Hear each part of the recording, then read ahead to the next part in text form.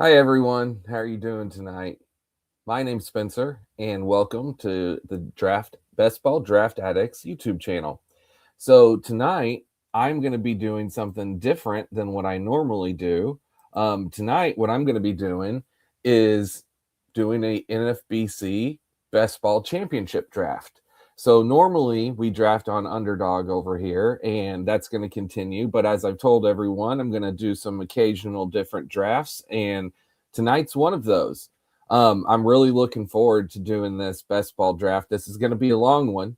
So I'm starting 15 minutes early here so I can kind of talk about things, talk about what my strategy is going to be for the draft, some of the drafts that I've done, and then get ready for this thing to get going. And it's going to be a haul. So, first off, so over on NFBC, the Best Ball Championship here, Joe, how's it going, buddy? Thank you. I appreciate it. Um, so over there, this is a 12 team, 46 round draft that we're going to be doing tonight. I absolutely got to be on my game with this one. So I'll tell you, this is not going to be easy. This is going to be really hard. But I'm looking forward to talking about it with you guys. So, I have done several of these over the last few years. I have not been successful, and I've tried different strategies. This is a hard tournament. And I will tell you, I've done one this year. I really liked that team, but I drafted Spencer Schwellenbach on it. So there's that. So Duggar said, "You're lucky I'm sick, so you won't have to beat me." Duggar, I wish you were in here with me, bud. Yeah, if you weren't feeling bad, I know you'd be in here. Duggar was going to jump on. So this is much different scoring, much different lineups than what we're used to with Underdog. So for everyone who is used to NFBC, it's much more similar to that. So what you're, of course, because it's on NFBC. So what you're going to be looking at as far as the positions that we're going to be drafting tonight. So we're going to have two catchers, a first, a second, a third, a short, a corner, a middle, five outfielders, a utility. Those are the starting positions. Then we're going to have 9 pitchers. They can be starters or relief pitchers. Health is a huge thing in this, Joe, 100%. And the starters or relief pitchers. And then there's going to be 23-man bench. So 23 starters, 23 bench. The bench can be whatever I want it to be. I will tell you generally kind of how I like to construct my team. So out of the 46 rounds, I like to have at least 18 to 20 pitchers. So 9 have to be in at any time. I need to have a minimum of 18 so that there's, for injury or underproduction, there are people that can go into the starting lineup and you're not taking zeros. You can't take zeros in this. That's a must. Taking zeros, that you will not win. This is a league where you're trying to win your league. So this is a 12-team league. I'm trying to just win the league. Now, this is a big tournament as well. There's 900 total entries in this tournament, and it's $12,000 to first place. So it's a good overall prize in this tournament. Joe, I'm going to actually talk about the scoring here in a second. So in this tournament, so basically what we're looking at here is, though, if I win, it's $150 league. If I win my league, it's $600. So that's what I'm trying to do. So I'm trying to quadruple my money. As far as scoring now, so basically there's no negatives like for strikeouts or anything. Now I'm gonna, just because I don't want to say something wrong, because it's been a while, even though I'm pretty positive that I could tell you all of this without looking it up, because for years I have been drafting over on Best Ball 10s. And I just wanted to make sure that I'm telling you the right thing here. So for hitters, here's what you're looking at. There is a negative, it's at bats. So for hitters, you're looking at every hit is 4 points. A run is 2, home runs are 6, RBIs are 2, and stolen bases are 5. So stolen bases and home runs are very, very close. So where I've not liked Chandler Simpson over on Underdog, this is a different story. I would absolutely draft him in this tonight because he can score a ton of points and have some big pop weeks, which I'll talk about here what some of my lingo will be too as I'm going along. So with that, so before I move on to pitching, so basically it's -1 for every at bat. So every time someone bats, so if you're going to have in any given week 20 at bats, let's say 24, 25 at bats, that's a -1 for each one of those. So you can have someone who, if they aren't getting hits and if they aren't driving in runs if they're having a big dud week, they can score in the negatives. They can score -18, -20. I mean, this happens. The thing is those people that whenever those weeks happen, they're not going to factor for you. At least, hopefully, you want to draft a team where hopefully they're not going to factor in, because it'll factor in a 0 for you before it will a negative. But let's say you don't draft like for pitchers. Let's say you don't draft enough at a position, or let's say something better would be like first base. Like, let's say I just take 3 first basemen and all 3 of them have negative weeks. Well, then I'm going to take one of those negative weeks as my score. That's going to happen. So I want to have, based off this, you can have multi-position eligibility as well. This isn't like where they have one set position. In this, you've got multiple positions. So like someone, for instance, in my first draft that I did of this year, I'm just going to give you an example. In round, let's see what round it was. Round 34, I took Jared Triolo. And round 35, I took Javier Baez. Jared Triolo has first, third, and shortstop eligibility. Baez has third, shortstop, and outfield eligibility. So basically with that, yeah, Billy, this is an awesome format, and it is much, much different. I appreciate it. Glad to have you here. But so that's kind of what we're looking at in this. So multi-position eligible guys help. So whenever I'm drafting and I want to have 10 minimum outfield minimum, that doesn't mean all 10 of those have to be outfield only. You know, I count in that the people like, in this instance, Javier Baez, who has outfield eligibility. So I want to have at least 4 or 5, if not 5 or 6 of all of the infield positions. Catcher is a tricky thing. Catchers can score a lot of points in this. Again, homers, they matter a lot. Guys that get hits. So what we're looking at with catchers is I want to kind of spend up more than I would normally in other stuff, like in a draft champions or whatever. I'm going to want to have some good catchers. With that said, my first team, I went with Salvador Perez in the top 10 rounds. I went with Carter Jensen. So I had both of them. And then I ended up getting Danny Jansen. And then I was going to get another one, and I didn't because I drafted Moises Ballesteros.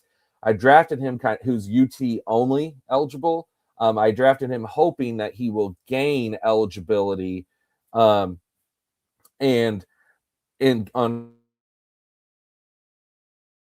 here is you have to have 20 games from the previous season to be eligible at the position for this season.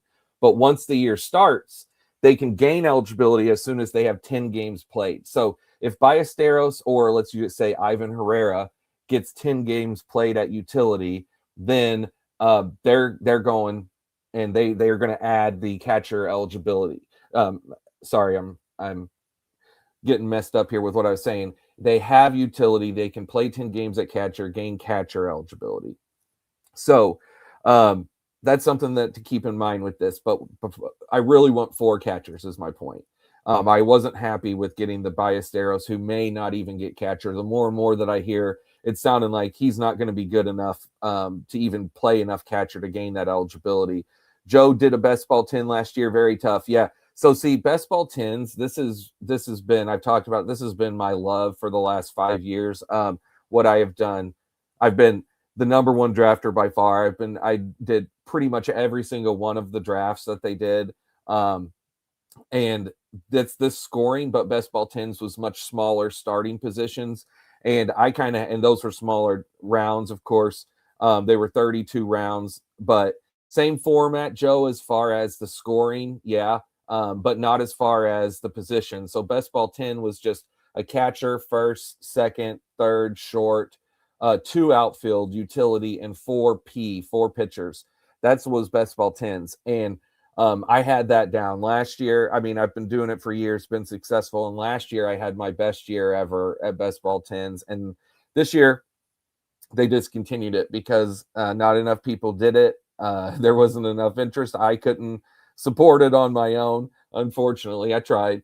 But this year I have this. And so this is my, they also have double ups, but I'm not really doing the double ups. I want to be in this tournament. Like I said, this is my second one, but this is going to be able to feed my desire for this format. Now, I didn't talk about pitching scoring. Let me go back to that. So, pitching is a little different. So, pitching, here's a big thing. So, pitching's, you get 6 points for a win, you get 8 points for a save. So that's very interesting. Closers matter in this, whereas we're not drafting closers in other formats. So for every inning pitched, you get 3 points. For every strikeout, you get a point. So it sounds great so far. Here are the negatives. For a hit allowed, -1. A walk allowed, -1. An earned run, -2. Yeah, Joe, you don't want to chase closers. So I'm going to talk about, there was the scoring. Here's as far as pitching and my general philosophy with this. You want to push pitching. Pitchers, they matter, of course. You need 9 every week to factor. However, pitchers are not going to be the driving force of your scoring. Pitchers score less than hitters, and the difference between top starters, top closers, and mid-level pitchers isn't drastic, whereas you can have drastic differences in the top hitters versus the lower hitters, big differences. So here's what I'm going to be doing tonight as far as that is concerned. So tonight, what I'm going to be doing for my pitchers is I want to have probably 2 or 3 by the time I reach round 10. I could even be one.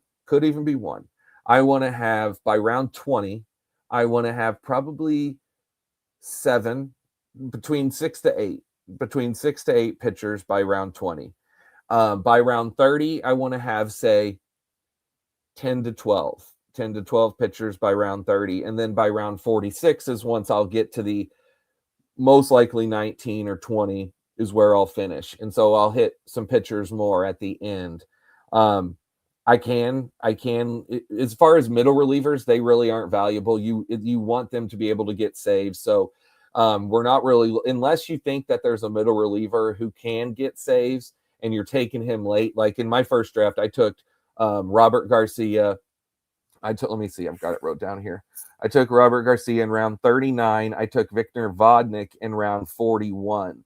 But in rounds 43, 44, 45, I went with starters instead of relievers. I had also took round 38 Jordan Romano, which was right after he had signed with the Angels. And then, I mean, I knew it wasn't a good pick then. Jordan Romano's no good, but I thought maybe he might get saves. And now I'm like, oh, that's going to be a wasted pick because Romano's not going to get any saves. And all that a reliever is going to really score for you is a few points if they're not getting saves. Now, I do want to show you guys something real quick before the draft will be starting soon. So I have pick 5 in this draft tonight.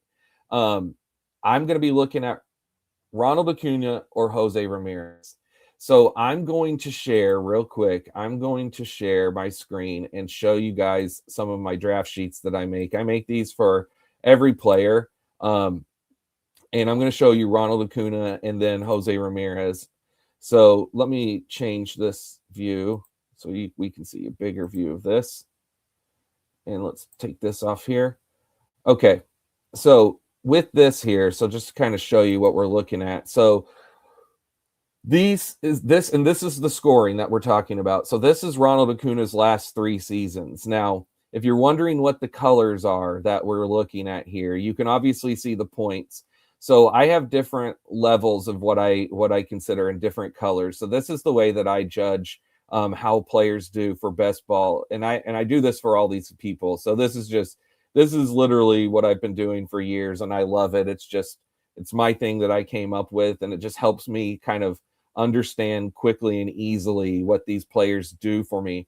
So with Ronald Acuna here, you can see 2023, 2024, 2025. And what these are, so this is called my weekly impact percent. So I've got names for what you see here. So Hall of Fame, Elite, Ultra, Pop, Prime, Plus, Decent, Cold, Awful, Terrible. These are the different weeks. You can also have injured or DNP in minor leagues. Now, Hall of Fame is 75 or more points. Elite is between, let's see, Elite is 64 to 50. Ultra is 40 to 49. Pop is 30 to 31. Prime is 20 to 21 to, or 20 to 29. Plus is 11 to 19. Decent is 10 to 6. Cold is 5 to 4. Awful is, what did I say? I said cold is 5 to 0. Awful is 0 to like -1 to -5. Terrible is -5 and below. Okay, so with that said, Acuna is a stud. This is no surprise. This draft is about to start. Let's go ahead and pull this up. We don't want to miss our first pick because it's coming right up here. Now, Jose Ramirez. This is Jose Ramirez. Because he stayed healthy, he hasn't been hurt at all. He looks much better over the last 3 seasons than Ronald Acuna does. All right, I'm gonna pick away. Okay, I'm up. I'm gonna get the draft board in here, but before I do that, let me go ahead and star. Okay. So now let's get the draft board in here.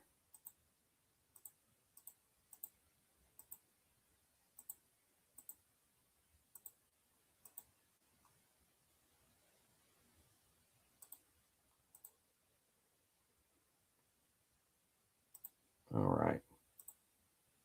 Add the stage. Okay, here we go. So this is what we're looking at so far. So now that I kind of showed you that, you saw that, I mean, I kind of already have my decision made. Jose Ramirez is a safer pick, but Ronald Acuna, I'm going to need 5 outfielders. And Ronald Acuna, just to kind of go back to show, look at this 2023 season. His impact score was 167.8, which is just absolutely insane. Compared, I mean, Jose Ramirez's 24 was 110. I mean, he had 11 ultra weeks. That's 11 weeks in the 40s. I mean, that's huge. But man, Ronald Acuna here is 23, and I think he could be back to that level. I mean, it's just unworldly. Look at this. I mean, every week he didn't have a bad week. There was not one bad week. He had 2 Hall of Fame weeks, a 99 and a 102. Look at all these elite weeks: 61, 63, 60, 61, 62, 63. All these 50s and 40s. Like, I mean, and like I said, I'm going to need 5 outfielders. Jose Ramirez may have been the safer pick, but I went with the upside pick. This is a tournament. So anyway, that's kind of what we're looking at. TDK, I appreciate that, bud. Yeah, I've showed you some of my pages before, but this is how I visualize for these players here. And like I said, I do this for everyone, and it really helps give me a good idea of the level of points that I need each week. And so this is where I always want guys that whenever I say I talk about impact. So for me, an impact week is where they're scoring you positive points. But if you're scoring between 11 to 19, that's not really driving you forward, driving your points forward. Like, you really want 20 or more points a week. And Duggar just jumped in and said outfield gets weak fast in these deep leagues. It does. Outfield's going to get weak fast. Again, I'm just shooting for the upside, and what broke the tie was outfield for Ronald Acuna Jr. I was going to pull this up here on my iPad so that I have this going over here. All right. But yeah, so anyway, sorry about that. I see we're moving along pretty good. So just to kind of take a look here at what I see. So after my Acuna, we had Jose Ramirez, Julio, Cal Raleigh. Man, that's interesting. Corbin Carroll. Man, Corbin Carroll already, huh? That's super interesting. Ellie, Skubal, Tatis, Tucker, Gunnar, Jr., Caminero. So Skubal win in round 1. I do think that the top pitchers are worth it. But I'm not going to do it. I'm going to be taking hitters for a while. Let me just go pull up Skubal real quick just to kind of compare to what we just saw All right, so here's Scooble. So look at Scooble, and first off, so you can see his last two seasons, which have been dominant, and you can see this is, I mean, really great for pitchers. See, he finished SP1 and SP2 each of the last 2 years, 633, 635. That's incredibly, incredibly consistent and good. However, just to go back, just to compare that to Jose Ramirez again, and you see 975, 855. Even 3 years ago, whenever he had a down season, quote unquote, it still scored more than Scooble. So whenever you see you're getting hundreds of more points from the top hitters than you are from the top pitchers, that should tell you enough right there that like you need to push pitching some. Because if we compare Scooble to say someone much lesser, who's someone much lesser than Scooble? Let's do this. Someone way lesser than Scooble, Brandon Pfaadt. Look at Brandon Pfaadt here, 381, 317. Brandon Pfaadt has had almost no impact. He's had a little bit. I mean, most of his best weeks are right here in the prime, which he's had 28% over the last 3 years. That's not terrible. What else I have on these pages, as you guys see, is like StatCast data. This is each of their last two seasons week by week and their stats each week. That's what we're looking at here. This is where they finished ranked at each of the third for each of the last two seasons. Okay, it's back to me. Let's go back to the draft board. All right. So, man, I'm looking at Pete Alonso, Jazz Chisholm, who has multi-position eligibility. I'm going to start him. Trey Turner, Jackson Churio, if I want another outfield. I mean, Schwarber, who I would take I don't like to lock up my utility, but I'm not against it. But I don't like locking it up versus like Jazz, who can have multi-position eligibility. I'm not going to wait any further. I am going to go ahead and grab Jazz. Multi-position eligibility matters. The fact he has second and third, that means that he also can, have corner and middle. So it's not just one or two positions. It's 4 positions that Jazz can cover. I'm going to pull up my Jazz page real quick here. All right, so here's Jazz. So you see Jazz over the last 2 years, 644, 639. He's scoring about the same amount as Scooble. This is where he finished at third last year, third base 5. He does have some impact ceilings, some good impact weeks, like 6 ultras last year, 1 elite, 5 pops. So that's 5 in the 30s, 6 in the 40s, 1 more than that. That was a 68 here. I forgot that the ultra covers 40 to 59, and then it's 60 to 74 that is elite. That's what counts in that for me. And then it's 75 plus for Hall of Fame. They don't happen all that often, but when they do, ooh, buddy, is that nice. All right, back to draft board here. So since I took Jazz, we've had Crochet, Trey Turner, Pete Alonso, now Churio to pick one. Ketel Marte. All right, we're coming back around. There's a ton of names that I love, of course. This is not the part of the draft that's hard, other than just to try to make sure that you are picking truly good ceiling. Man,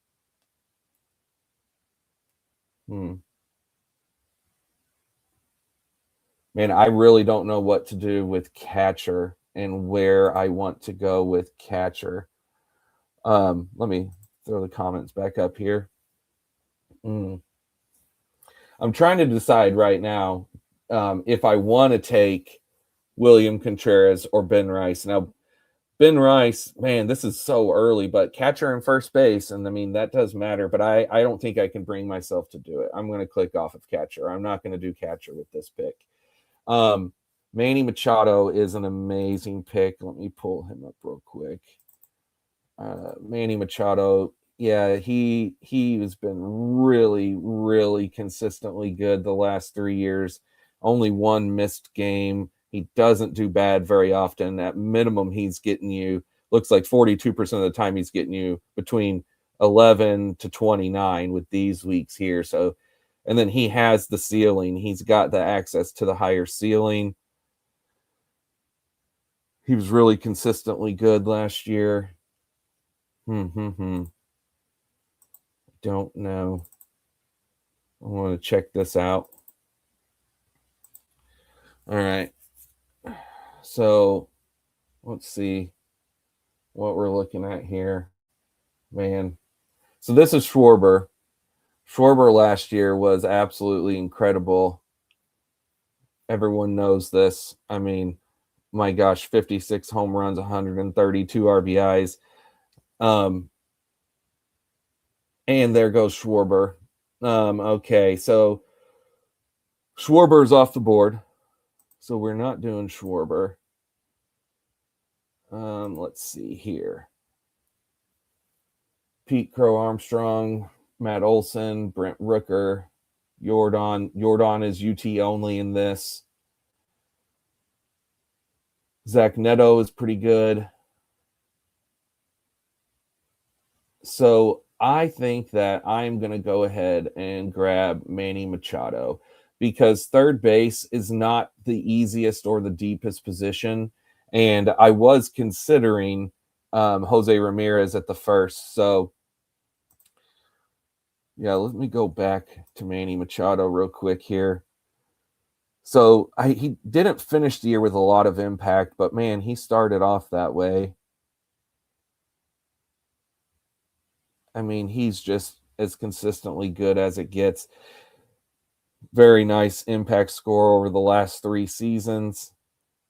Yeah, I am happy with that pick. All right. So now I'm not going to be looking at pitcher for a while. It's just sort of off my board. Now, I don't know exactly when I will jump in. It will happen at some point here, but I am not sure when. So let's talk about what's going to come up around back to me. So looking at ADP, I could be going, if I do want a catcher, Augustin Ramirez, Drake Baldwin. I don't think I can do that with pick 44. I think I'm going to have to push it because if I have the chance to take, say, Roman Anthony, Jarren Duran, Freddie Freeman, Hunter Goodman would be fun if he fell. We'll see who falls. I do have a minute to make the picks, so at least that's nice. I've got a little bit to think about it.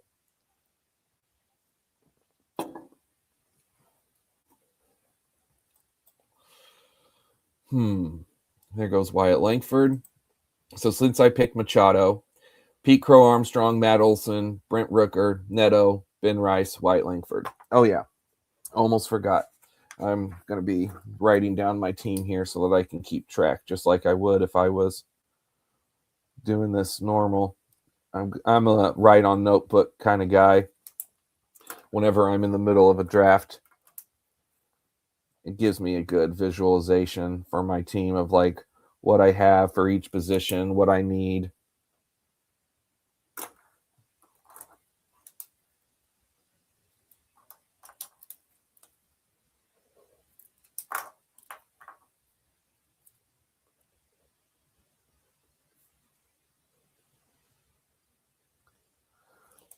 And Machado.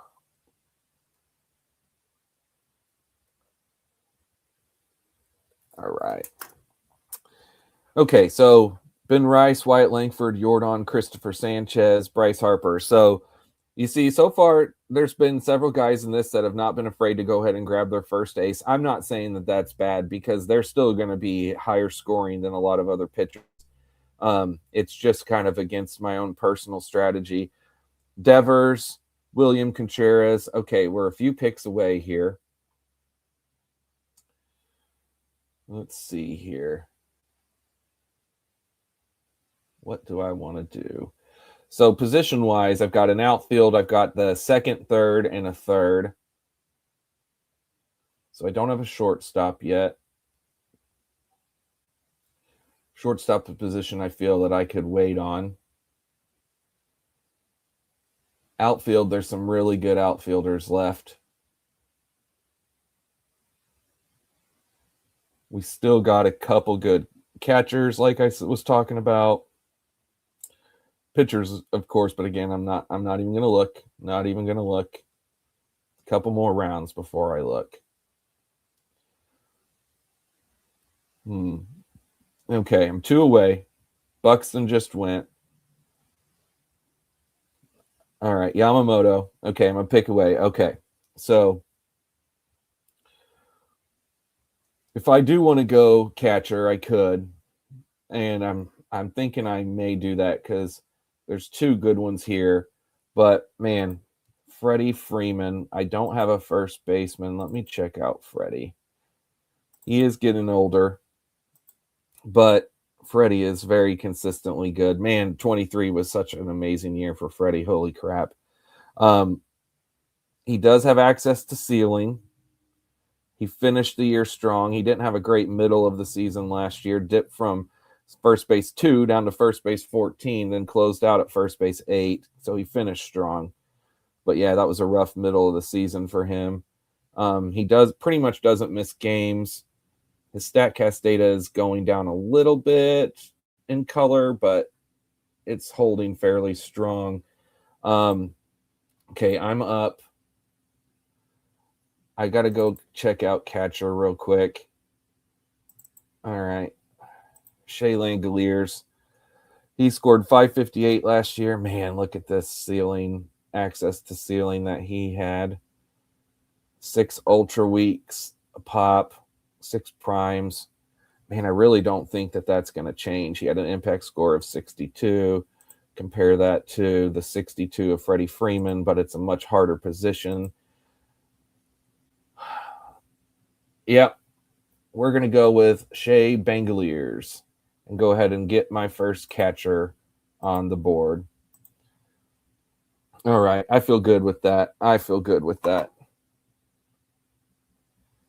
Duggar says in best ball 10s, I targeted 2P in my first 10. Yeah, and honestly, Duggar, that same strategy is kind of carries over to this for me, because that's also what I will be doing in here is 2. I could have 3. I could be 3 pitchers in my top 10 rounds, but I'm thinking that most likely it's going to be 1 or 2. Okay.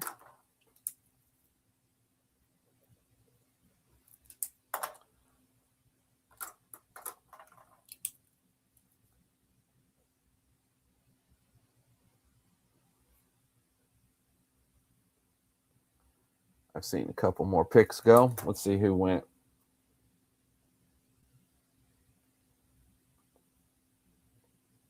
The browser has lost connection to your screen share audio. Seen reason to be a problem. Can you guys hear me? Can someone type and say if you can hear me in the chat? Because my computer just popped up and said something about the audio not working right. Can anyone hear me? Yep. Okay. All right. Thank you. All right. We're coming back around again. Since I took Langoliers, Hunter Goodman went next. Bryce Terang, Mookie Betts, Hunter Brown, Mikael Garcia. All right. So I could go back to outfield again. There's a ton of good outfielders. I could still grab my short. I don't think I'm going to yet. Again, I like some shorts a little bit later. I could grab catcher 2 if I wanted to do that. That's an option. Austin Riley just went.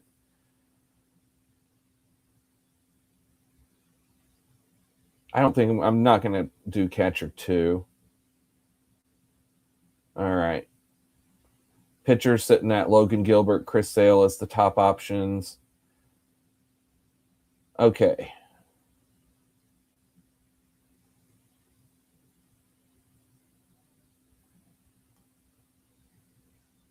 All right. Okay, and we're back up. So Freddie Freeman made it back around. So did Roman Anthony, Jackson Merrill, Jaron Duran. I want to go pull up Jaron Duran real quick. Refresh myself what he looks like in this scoring. 576. He did have 754 the year before. He finished as outfield 4. He definitely had access to a lot of pop. He finished with 34 steals, batting average 55. His average really sunk last year, but he stayed healthy. He started the year hot. He kind of left, but he still had access to pop weeks throughout. Man, Roman Anthony, him versus Roman Anthony. Man, that's tough.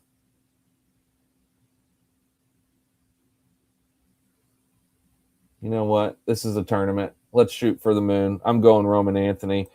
Let me look at what Roman Anthony did in his little time. It's not going to tell us much.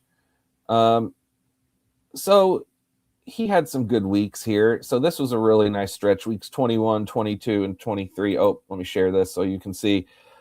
This is Roman Anthony last year. He finished the year with a bleak strain, but yeah, so he had finished outfield 7, 34, and outfield 9 in 21, 22, and 23.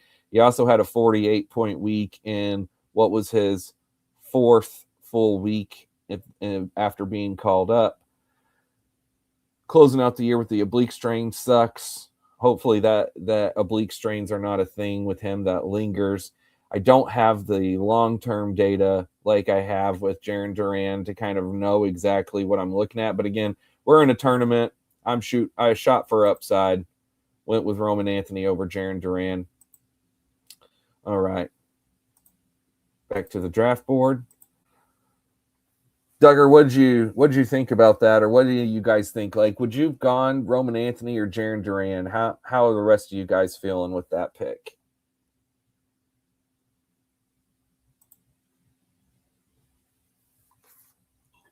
There went Jaron Duran. Then Augustin Ramirez, Jackson Merrill. So far, Team 8, Cal Raleigh, that one with the first, Vlad, and then 3 outfielders. I really like that. I like Team 9's double catcher and double shortstop. I still think Corbin Carroll is a good pick, even though I probably would have not done it at pick 9 and hope that he fell. But still, I like it. We got also a bunch of hitters here. He's mixing it up. So a lot of teams have catcher in here. Team 9's the only one with 2 already. I'm glad that I got Langoliers. I feel better with that, I think, because like I said, my first one, I waited on catcher. I ended up only getting Salvador Perez, Carter Jensen, and Danny Jansen, and I don't think that that'll be good enough.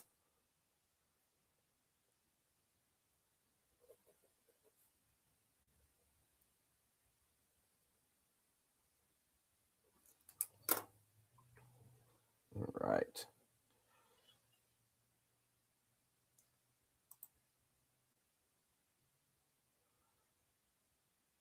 Duggar says, can't ask me that question. Yeah, I know. You would have gone Jaron Duran.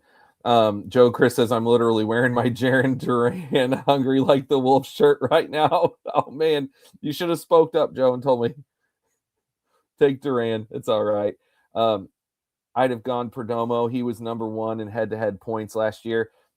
Yeah, no, Perdomo, honestly, that's a great call. It is. I took him in my DC that I'm in. I have been so hesitant with Perdomo. I just look at him.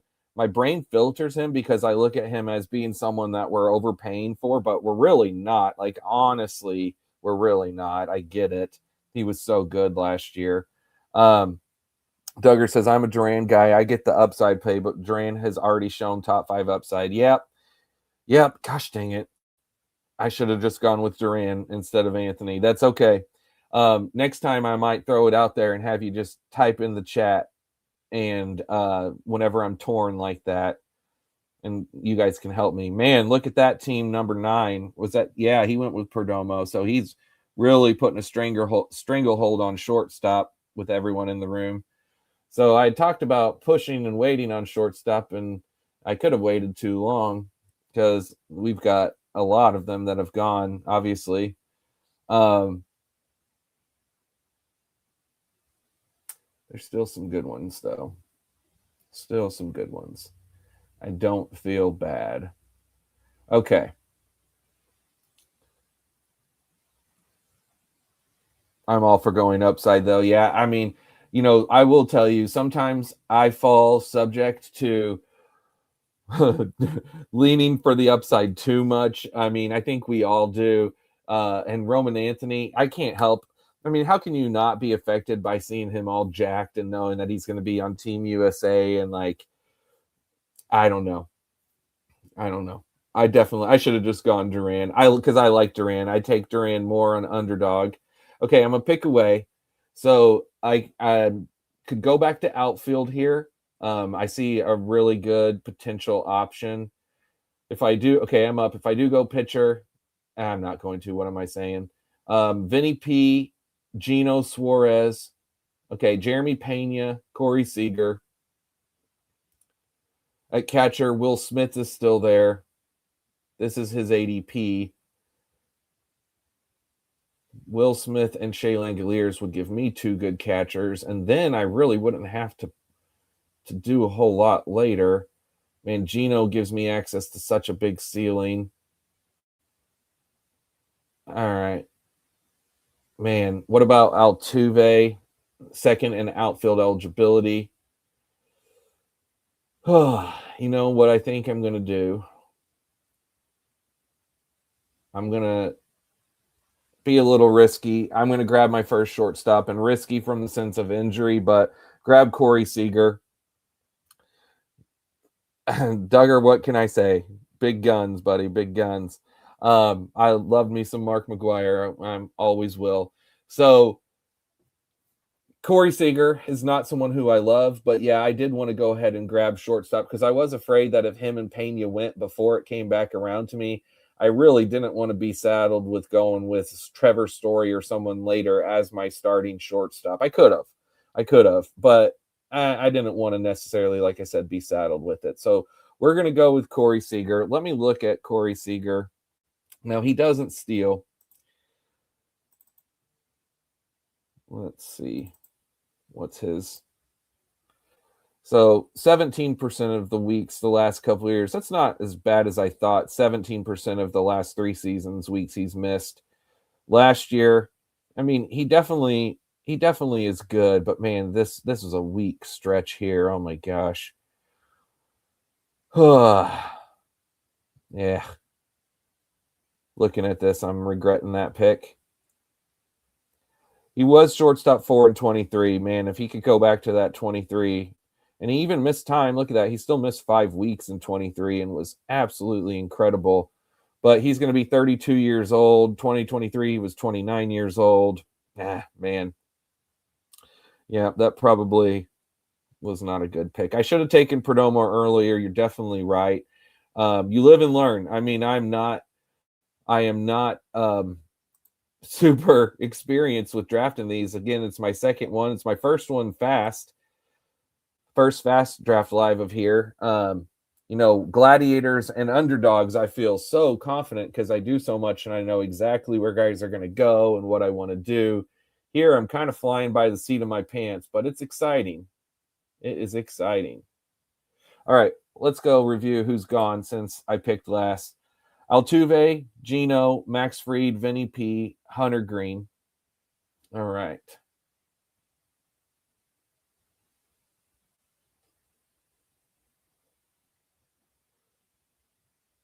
Is this the time to dip into my first pitcher? That's round 7.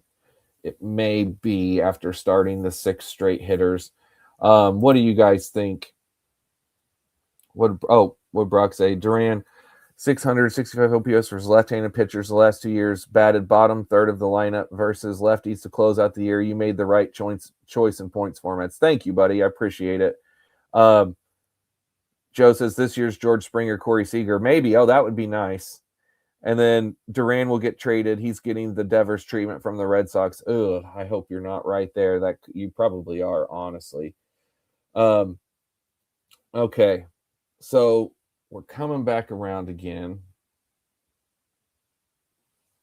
All right, we're up. Will Smith just went. So there was that chance if I wanted to go with double strong catcher. That didn't happen. All right. I'm not really in a huge need right now at any position in particular, other than if I wanted to take first base, which I don't with this pick. I could go with outfield. There's still quite a few good outfielders I like. This is the time. I'm going to go my first pitcher. All right. So, man, Logan Webb is such a consistent.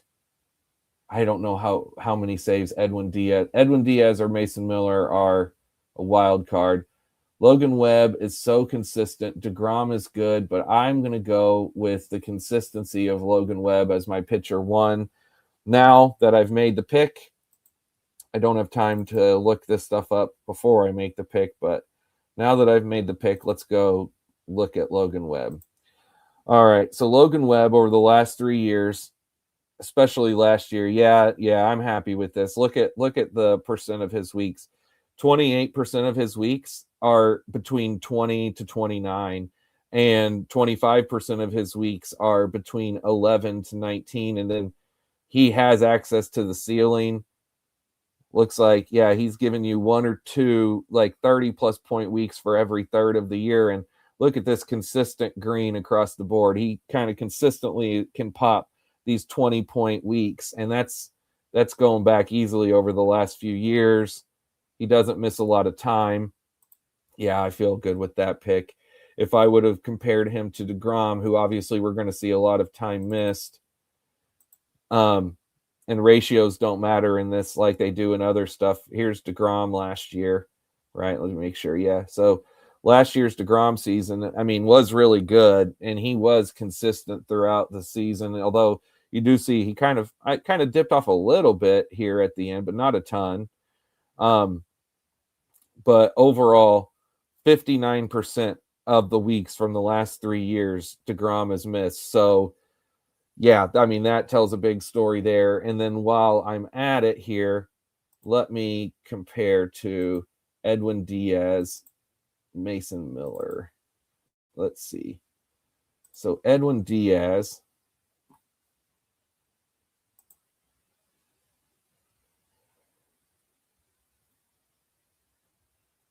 Yeah, I made the right choice, I think, with Logan Webb. Edwin Diaz is good, but he's not like popping really more than Logan Webb. Finished with 531.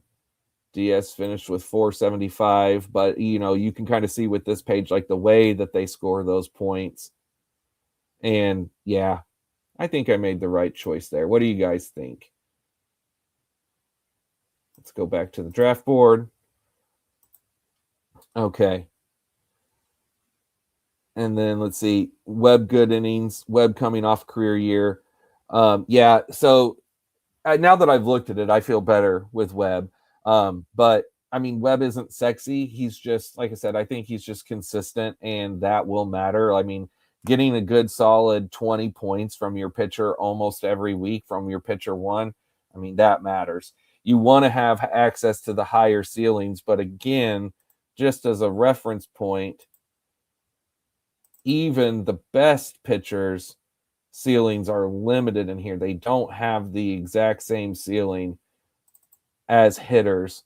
So Garrett Crochet, in his best weeks last year, he scored 46. That was a 2-start week.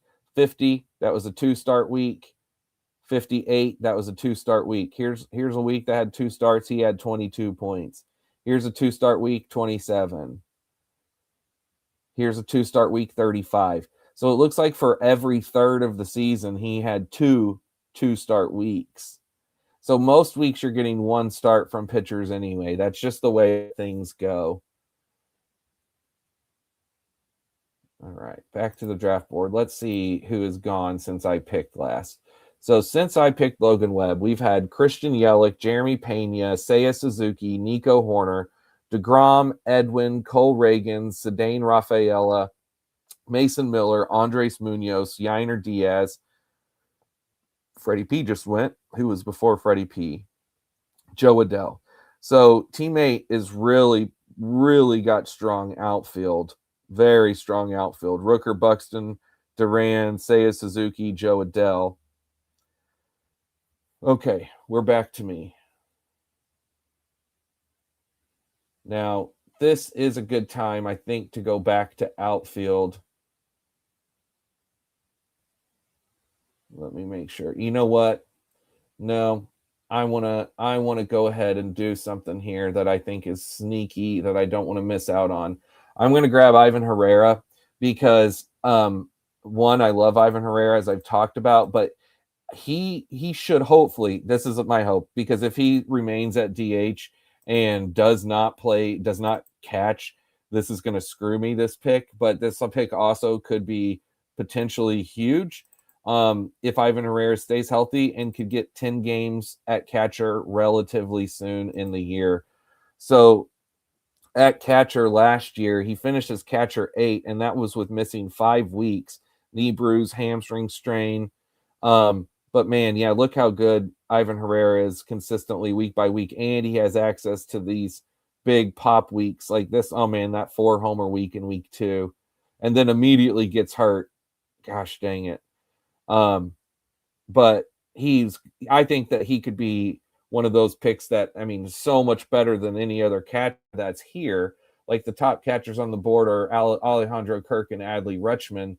And, but he's got to play. He's got to get catcher eligibility. So I'm taking a gamble here that he does do that. And if he doesn't, it is what it is. He's going to lock into utility.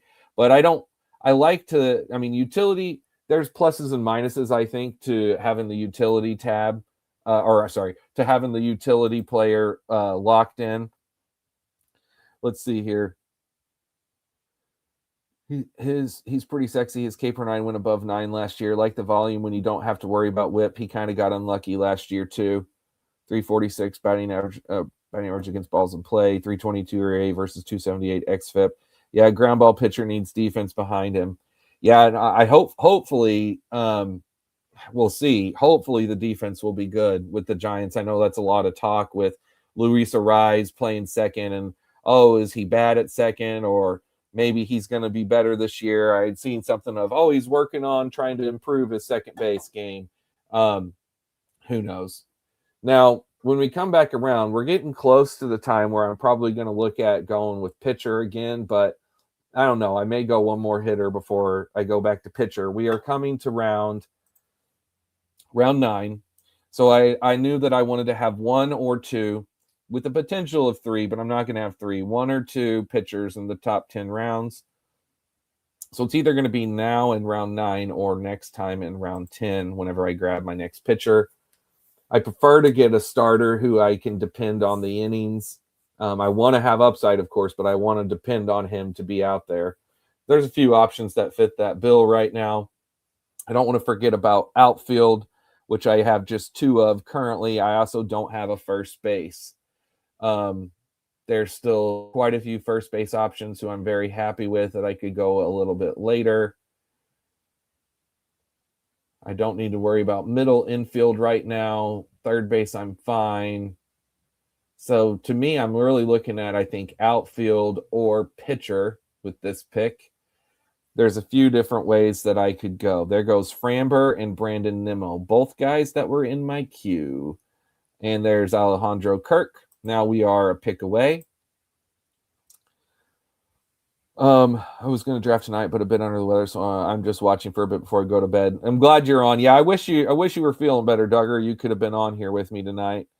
Joe says, I thought I read he gets most of his ground balls on the right side of the infield, though. Yeah, I mean, I had heard something about that. Okay. All right. So I'm up. If I do go pitcher, Dylan Cease, George Kirby, both really good options here. I'm leaning Dylan Cease. Let me throw a quick star just in case. Let me go grab his page real fast. I need a quick reminder. I know last year wasn't the best year, but I think he will be much better. But what did he actually do last year? Finishes SB 36. Oh, yeah, he finishes SB 6 the year before.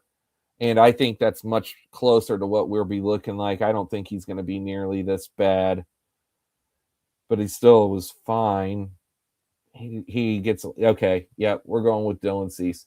So Logan Webb and Dylan Cease are going to be my two pitchers in the top 10 rounds, and then we'll just see what happens when we come back around here. What do you guys think of that, Brock? Joe, what do you guys think of that?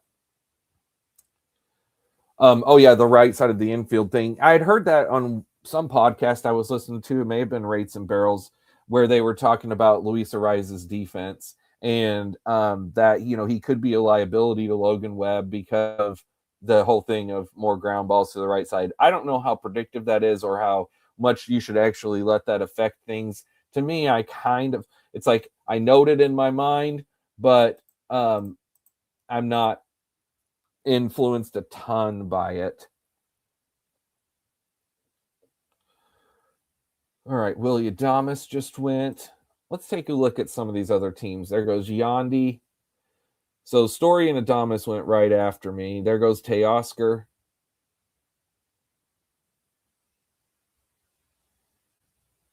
So Team 9 still hasn't taken a pitcher. He's holding strong.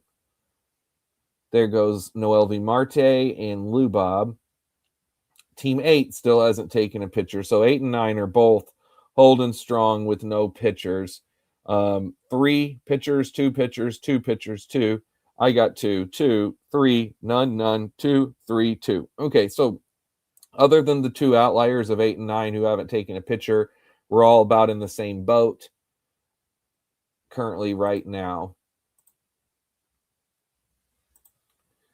Cease is an every other year guy. This should be better. Yeah, I hope so. Looking at that page, yeah, 2 years ago he was great. There goes Stowers, Luzardo. All right, we're wrapping back around here. So Team 12 took his 3rd pitcher. There goes Andy Pages.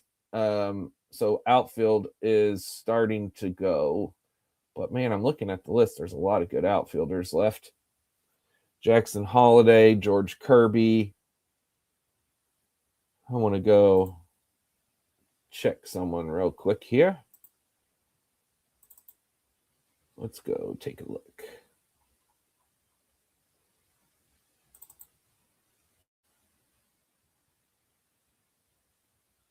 All right, pretty good.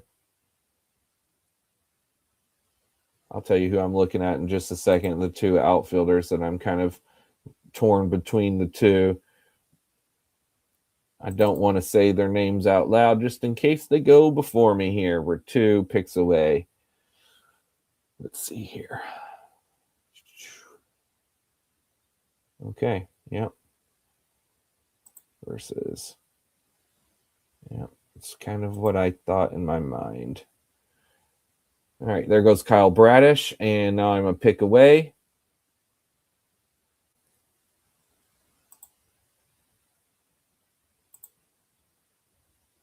Let's see here.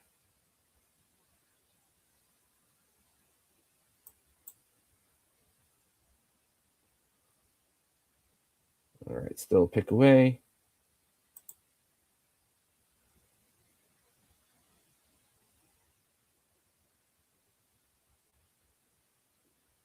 I'll tell you guys what I'm thinking in just a second.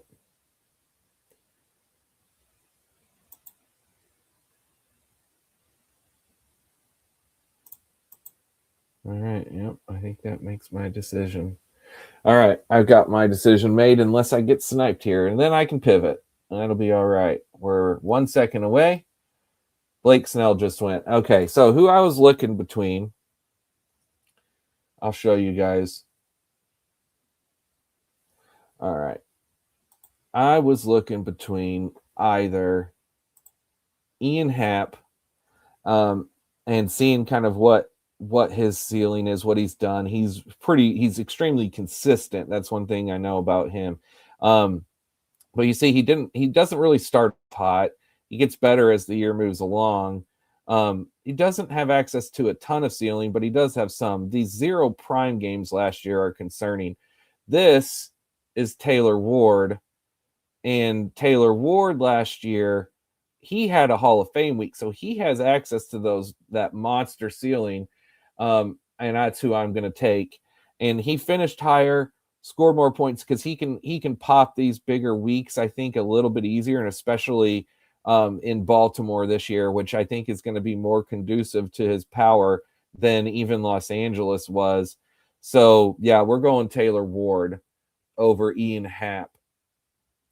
All right, so that was that decision.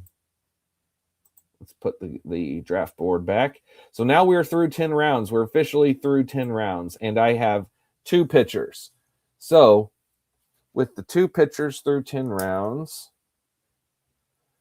Padres had the worst defense last year too. Oh, for Cease, yeah.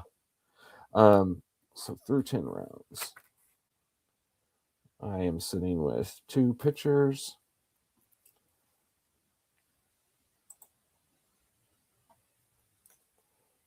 Let's see, 3 outfielders. I've got 1 catcher plus 1 utility, which I'm going to put in parentheses catcher 2. That's my hope, at least. I've got basically 1 second, 1 third, 1 shortstop, no first, 1 second base, 1 third base, plus 1 shortstop, 0 first base. Okay. So as far as that said, I know that this 10 rounds, I'll hit pitcher a little heavier because I want to have probably between 6 to 8. So somewhere by around 20, and I've got 2. So I'm going to take between 4 to 6 here. So approximately 5 pitchers in these 10 rounds. The question is, do I dip into that with this pick? And if I do, there's some really good closers here that I could grab. And closers are a good, consistent base of points whenever you compare to the lower end starters. I mean, there's still starters I like as well. Let me make a couple stars here. Star a few guys. Take a look at utility, make sure there's no one that I'm missing. There goes Nolan McLean. So we've got a nice little run of P's going since my last pick. 4 of the 6 picks are P's. There is several starters that I would like here. So Sonny Gray, Sandy Alcantara, Pablo Lopez are all pretty good, consistent guys. We still got Aroldis Chapman, Devin Williams, David Bednar, all guys that I would take. I'm staying away from Josh Hader right now with the news. There goes Addison Barger. That was a 3rd outfield. Let's see here. Okay. I see one thing I don't know. Whenever you draft a lot, you kind of have a good idea of like what you can do when you wait on guys and who will make it there versus who you need to catch up on. Because I don't draft a lot on here, I don't know. I just have to kind of judge by the ADP list as to when guys will go, who I can try to push for another round, who I might need to spend up on. Right now, I'm not really in spend up on territory. There's still plenty enough good names at the top here that I got to sort of just roll with it. Okay, so all those pitchers that I said are there. And I am going to be interested to see if Team 8 and 9 continue to push pitching, how far they will push pitching. And I kind of want to play chicken with that side of the draft board and see what happens to come back around. So I'm going to grab my first baseman here. It's either going to be Wilson Contreras or Alex Burleson. Now, Wilson Contreras, I know, is the better actual pick in terms of what I've seen. Burleson, reminder, he doesn't have access to much ceiling. I know Wilson Contreras has access to ceiling. Before I even pull his page up, let me grab him. And now I'll pull up Wilson Contreras' page. All right, so this is Wilson Contreras. And obviously, this last third of the year, he fell off big time. The Cardinals were absolutely done for by this time, and he probably stopped caring. But look at the access of the ceiling he has: a 31, 48, 40, 37, 35, 31, a 52. There's a 48. Whereas Alec Burleson, who I was about to take because of the multi-position, he has a 58, but like 39, 31, 32. He did have last year, I see over here, he did have a Hall of Fame week. He was the number one outfielder in week 13. He had 3 homers, 8 RBIs, 3 steals. Man, look at that. Look at the way his season went in 24. Outfield 56 to outfield 13 and settled at outfield 23. I think both were good picks, Wilson Contreras or Alec Burleson. And I'm glad that I went with Wilson Contreras because, I think he can be even better than what he did last year. Although, look, he stayed healthy. I mean, that's good. He missed time in 24, but he played most every week in 23, just missed the last one, just like he did in 25. All right, back to the draft board. Let's see what happens since I drafted. Okay, so after I picked, we are looking at Bednar, then Burleson went, Luke Keeschel, Lawrence Butler, and Ian Happ. Okay, so far, 8 and 9 are still pushing pitching. And Team 10, all right, there goes Bryson Stott. So he's got 3, 3, and 3. These guys all have 3 pitchers. Team 7 with 4 pitchers. Team 6 with 4 pitchers. All right. Just kind of keeping an eye on all of this, keeping it in my mind. I have my first baseman off the board.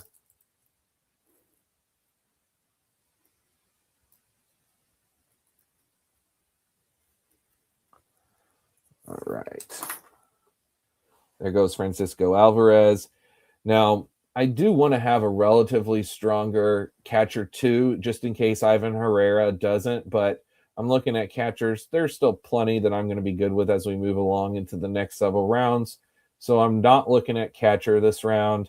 I could add some infield depth. There's a few guys that I do like at infield depth: Ozzie Albies, potentially Tovar, Jacob Wilson. I do like those guys. Outfield is interesting.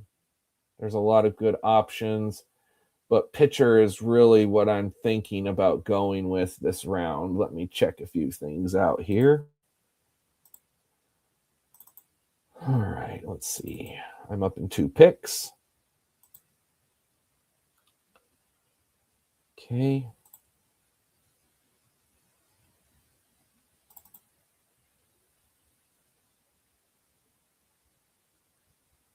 All right. Versus Mike Trout just went.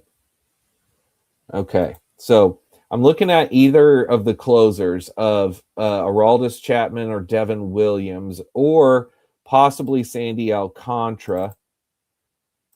I do think that Sandy is in for a very good season this year, but I don't know that I can necessarily do it over these other guys. I don't think I can. I'm going to look one other thing real quick before I get too far, because I think that I noted this earlier, then I may go ahead and do it.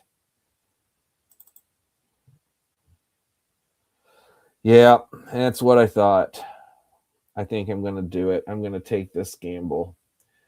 All right, this is a pick that I never, ever take on underdog. I won't, but Chandler Simpson. So take a look at him last year. This is why steals matter so much in this, and hits. So, I mean, when he doesn't steal or hit, I mean, he's not doing anything for you. But look on the weeks that he actually scores. On the weeks he actually scores well, he's scoring big. 40, 44, 36, 38, 37, 41, 45, 45. I've got a different spreadsheet where I have what's called impact percent, like these impact scores. And basically what I've looked at here is, so out of how many weeks that he finished positive last year, 51% of those weeks.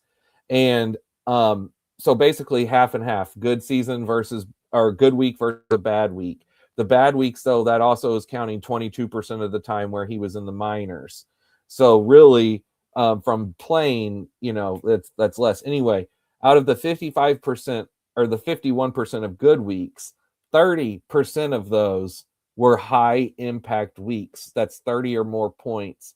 And that finished at that percent. That was outfield 16. So it was something I noted when I made this page of like, yeah, Chandler Simpson definitely matters and can help you in here. Now, all of the reasons why I'm afraid of him and the others is because this is all that he does, and there's no power whatsoever. But man, in this, it doesn't matter. And if he has like a big, like if he has like a 70 steal season while hitting almost 300, I mean, and playing all year, Chandler Simpson could be an incredible pick for this format.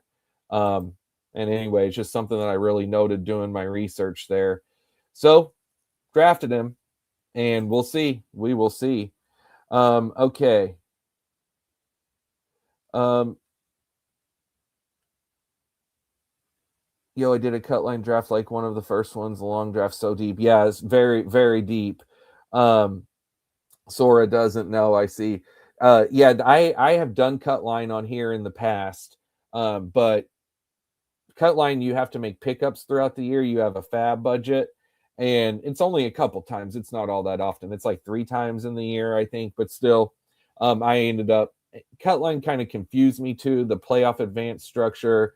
This is all season scoring, so this isn't like playoff weeks, and then this is literally just like score the most points for the whole year, what your team can do versus all the other teams. Okay, now, and outfield, that was my 4th outfielder. Okay, now I definitely feel like looking back at pitcher this round.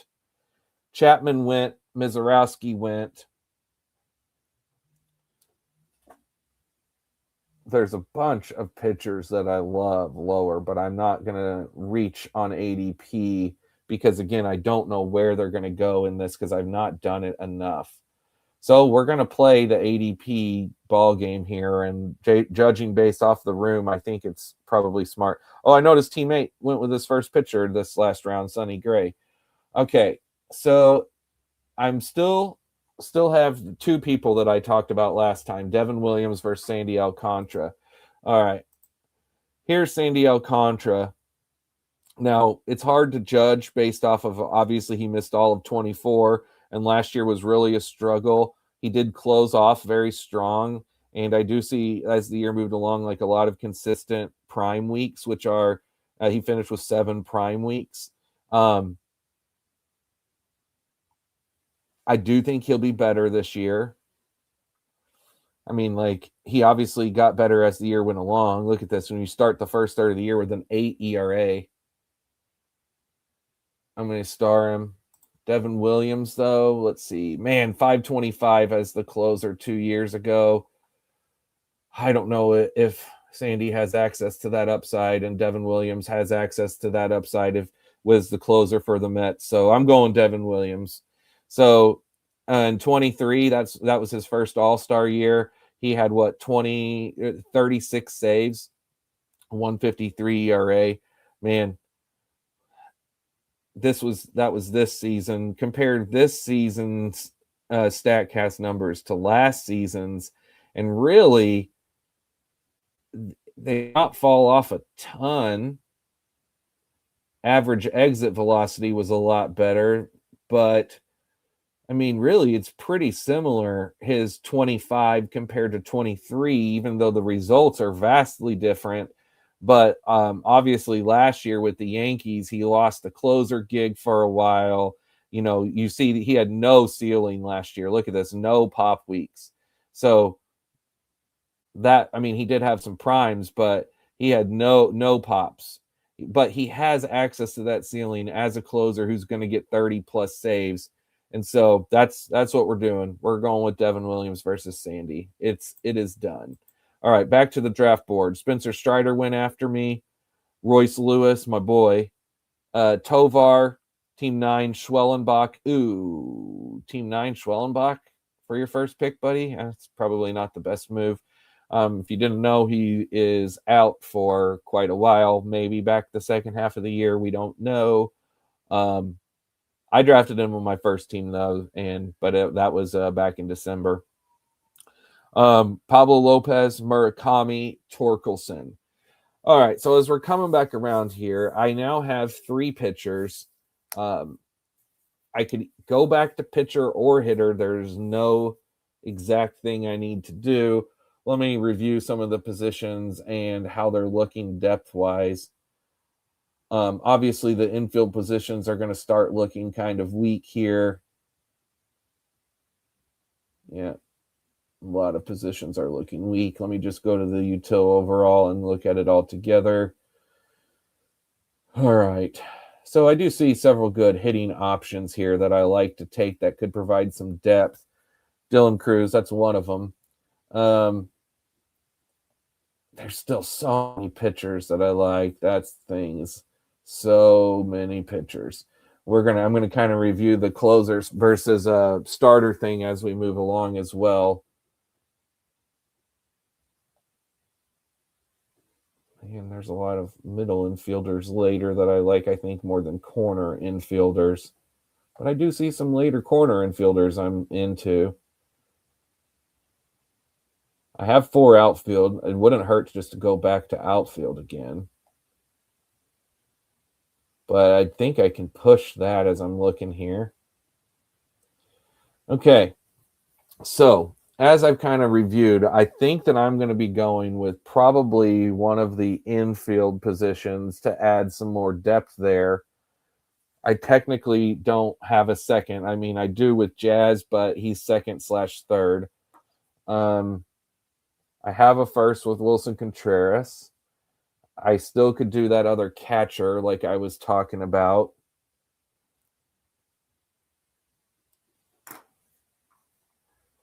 Let me look something up here. Got to remind myself how this player did last year. I know it wasn't great. Yeah, it's been consistently getting worse and worse. Yep, I don't think we're going to do that. We are not going to do that. Okay, so I'm up. Who went? Sandy and Jorge Polanco. All right. I want to check Jose Caballero real quick here. I got to check him out because, my gosh, all that eligibility, second, third, shortstop. So last couple of years, yeah, he's got a couple ultras and props and primes. Yeah, he's just such a consistent source of steals. He should play all that eligibility. I can't pass it up. Jose Caballero it is. So sometimes I have made bad picks in the past, just like that right there, because I'm taking a worse player who has multi-position eligibility. And gosh, I know that. I know that it's not smart, but Caballero, I hope, is an exception to that because of, I mean, with the fact that, Volpe, who knows, he's going to be out for so long, but man, second, third, short, and outfield, that's just hard to pass up. And I didn't pass it up. So it is what it is. All right. So Jose Caballero and Chandler Simpson, you see, like, speed can play in this, not as if not as much as power if you're truly elite. And at least those 2 guys, I'm pretty sure they are elite at steals. Okay. I mean, I say pretty sure. No, I know they are. Jose Caballero has multi years of being one of the best in baseball at stealing.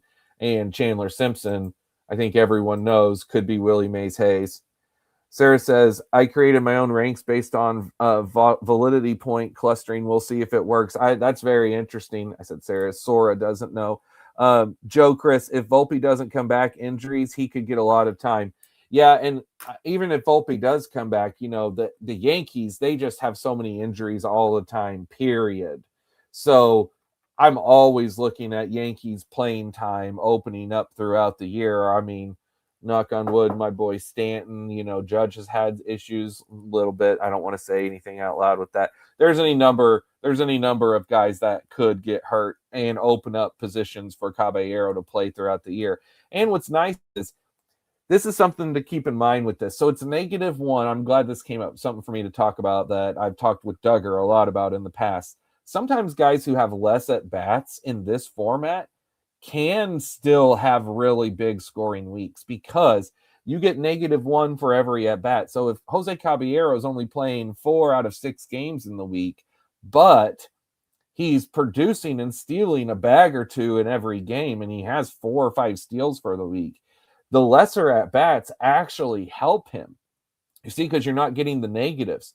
So, I mean, you can look at it any number of ways, but in one way, that's something where a guy who still is impactful, even without getting a lot of playing time, and Caballero can fit that bill to a T. All right, we're coming back to me here. So, I still only have the one first baseman. There's the top of the queue is a first baseman that I like. There's getting thin at pitcher, but there's still a lot that I like.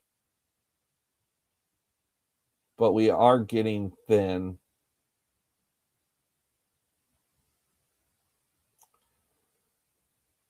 I think I can push that one more time.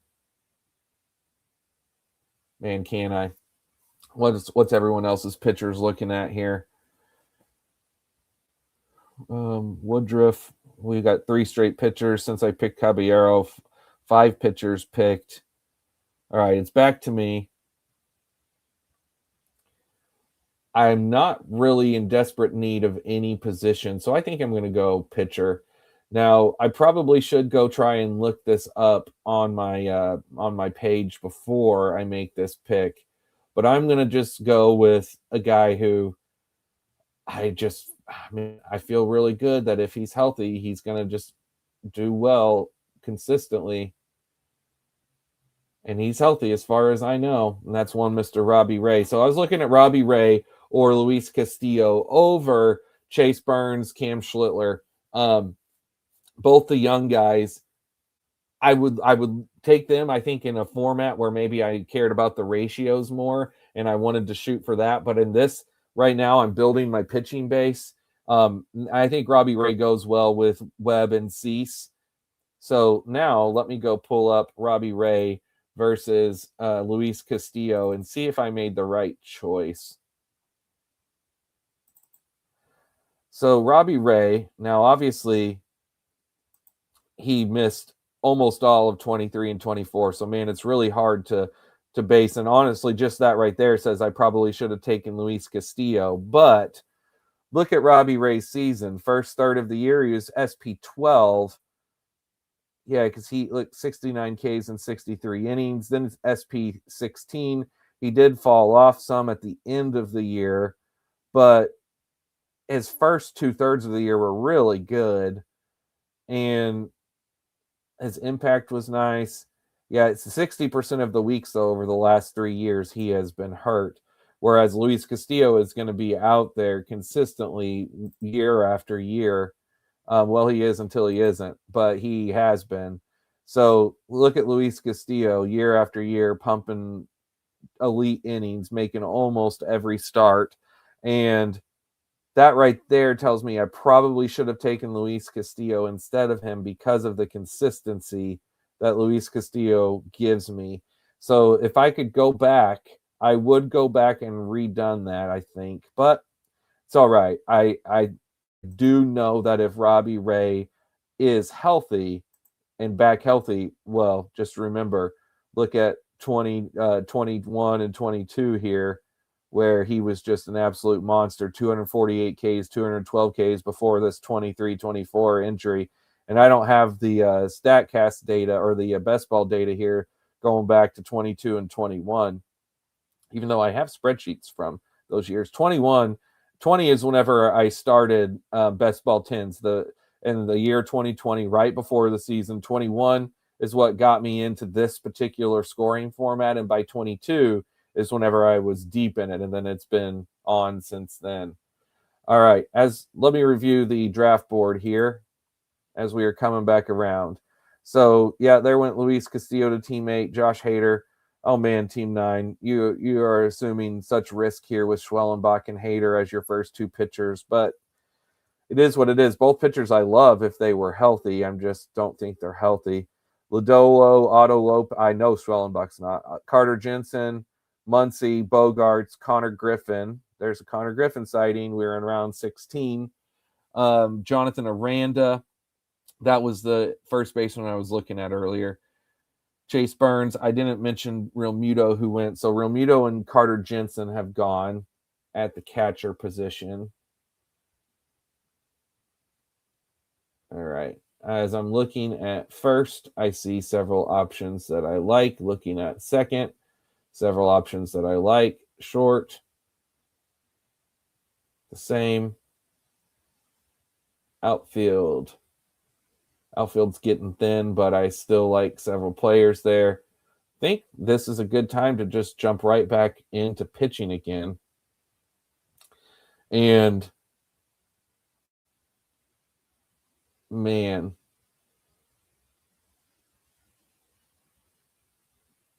well, I don't know actually if I want to jump back into pitching yet right now or not. I think I should probably go ahead and grab me another hitter, and I'm going to grab a guy that I just don't want to miss out on. And I've been taking him so much already. I'm just going to do it and go with Jack Caglione. It probably was early. I don't know. According to the ADP, it was, but we're kind of at this point where I don't know how to validate if the ADP is real or not. And as you guys all know, I love taking Caglione. Let's see here. Biggest surprise, Mickey Moniak, overall 49 on DraftKings. Oh, wow. Wow. Yeah, no, that is something. Onside at first up. Ray got tired. Yeah. Mm-hmm. Yeah, I do think that Ray got tired at the end of the year last year. Hopefully, this is even a better year in his second full season since the injury. All right, after we make my next pick in round 17, I'm going to go take a bathroom break. But as we're coming back around here, let's see. I just went with Cags. That was my outfield. You know what? I need to pull up my roster grid. This is a good visual reminder. Outfield 5. However, Caballero's technically 6. But he's my 5th outfield only. That puts me in a good spot at outfield. I need to add some more infield depth as we move along here. Another catcher. Looking at pitchers, there's a couple that already have 6. 3 guys in the league already have 6. 2 with 5. Most people are right where I'm at with 4 or below. Matt McClain just went.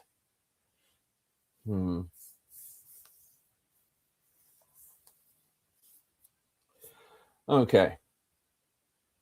So I could go catcher. I could go first base.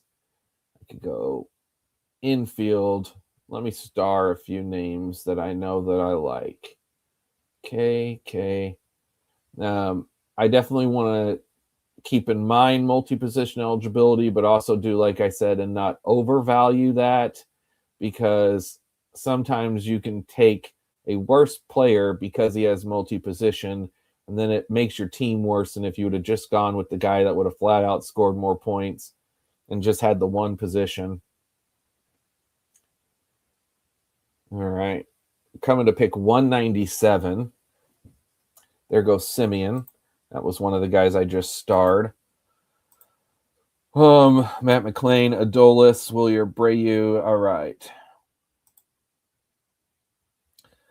Remind myself what round this is. This is round 17. I have taken 2 pitchers so far in this second, so I have 4.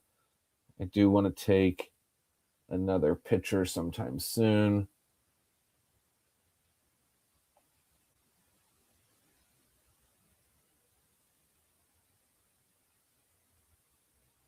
Sometime soon. Gosh, there's just so many names still. All right. Coming back around again. Let's see what Watson's about to do here. All right, there's Mickey Moniak. I've grabbed Moniak over on Underdog, not a ton, but a handful of times because I've seen him as great value at the end. But man, Sora doesn't know that's really something that stands out with DraftKings. Now I don't really do DraftKings, although I've thought about doing DraftKings this year. I don't know what their scoring is different, but I do think that's very fascinating. Okay, I'm gonna pick away. I know I'm not going outfield. All right, Emmett Sheehan just went. So I really want to go infield, guys. And again, there's quite a few that I like here, and it's really tough for me to say definitively which one I want to go with. But I think what I'm going to do is I'm going to go with theoretical consistency of Carlos Correa because he's top of the list at third and short with that eligibility. And he's got power. They're going to play him all the time. Man, I don't know. That probably is not the best pick. I want to remember Correa. I know it's not going to be great when I look at his numbers, but just a reminder for myself. Yeah, as I'm going through and looking at Correa, he's going to need to be better than what he's been. And I think he can be. I really do. I think so. This is his age 31 season. He's his first year back in Houston since 2021. In 2021, that was an amazing year for him. 26 homers, 92 RBIs. Still had no steals. He doesn't steal at all. But over the last several years, the one thing he has been able to consistently do is still bat for a good batting average, with 23 being an exception. Here, I'll just show you guys what I'm looking at here so you can see. But, man, if he can return to this mid-20s power and play every day like we know he can, 148 games, he had 144 last year. If he can get to that 140 again in a full year in Houston, hopefully it will be better for him. This was right when he went to Houston, I think, if I remember right, because this period starts July 28th. That would have been this week. So this should have been whenever he was in Houston, and he had his best week of the season there. Then a 35. He had a couple 20s. So he did have this horrid week and a 6-point week, but we'll see. Correa is not a sexy pick, may not be the best. I could have been susceptible to doing exactly what I said is not a good thing, and that is to take a lesser player who, just because they have multi-position eligibility. But it is what it is, because that's what we did. All right.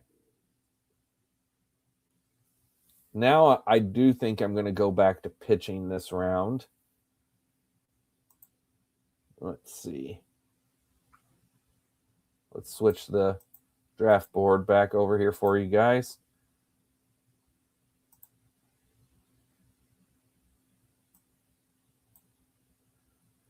All right. So there's a few pitchers here that I'm looking at that, I mean, there's a couple starters, there's a couple closers. So actually, I got a few minutes before my next pick. Let me take a look here. Okay. All right, that gives me an idea there. And here. Okay. Yep, that's right. I forgot about that. Okay. And versus, who do I want to compare that to versus him? I will say these names in a minute, guys. You know, I don't like to say the names of too many guys before it comes up to me, because we're getting to the point now where we're not even, I don't think we're not halfway through this yet, but we're already getting rough here as far as like for me, there's a million names that I like. It's all about like, man, I don't know when to take the guys. This is the rough thing for me, when to take them. Okay, that tells me what I need to know. Okay, so I will share that with you all here in just a second as to what I was just looking at once we come back around to my pick. So, who is gone? My boy Akamoto, Andy Savage just went on the turn to Team 12. Team 11 just grabbed him Caleb Durbin, who will gain eligibility. I'm pretty sure he will at least. He has third. He should gain second.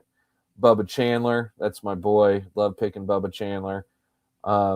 Luis Garcia Jr., Mason Wynn. We are 2 picks away. 2 picks away.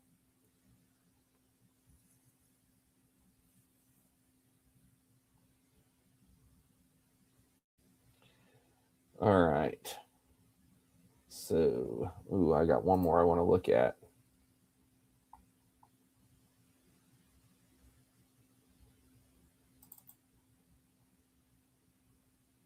Yeah, that's right.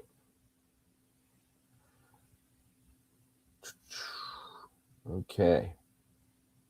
All right, this is going to be a tough pick here. Quite a few options I'm into.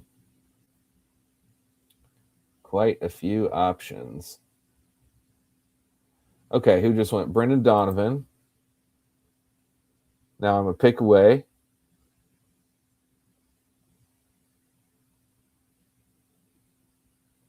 Jason Dominguez. Okay, I'm up. All right, now here's what I'm looking at. Let me show you guys. So this is Raciel Iglesias, and look at all of this consistent green that he. Look at this second half or second bottom third of last year. Wow, just so good consistently week by week. This is Ryan Helsley, who's now Baltimore's closer. And I forgot, man, 2 years ago where he finished at this RP2. This was up there with the best pitchers in baseball. He was like a top 5 best pitcher scoring wise in this format and as a closer. And then I was also looking at Ranger Suarez, who, man, remember his start to 24? Oh crap!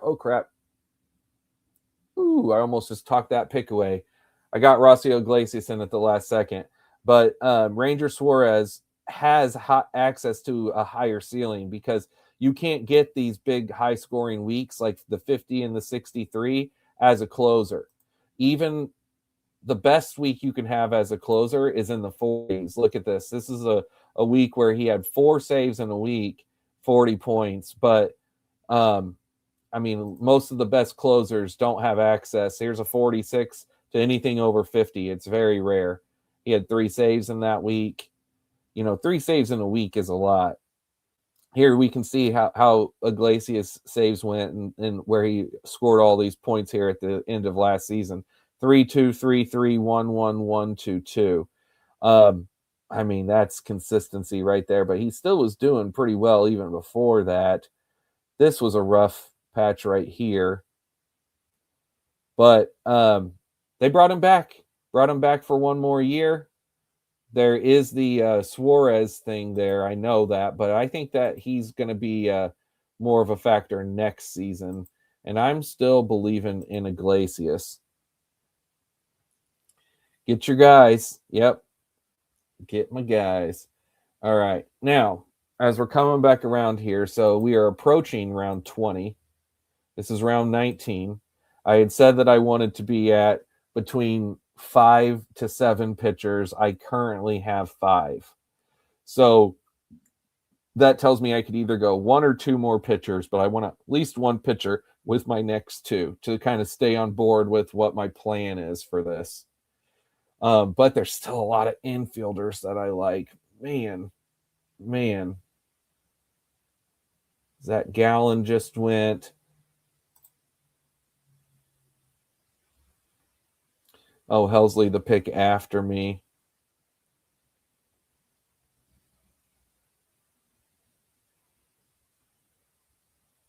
Lennon Sosa.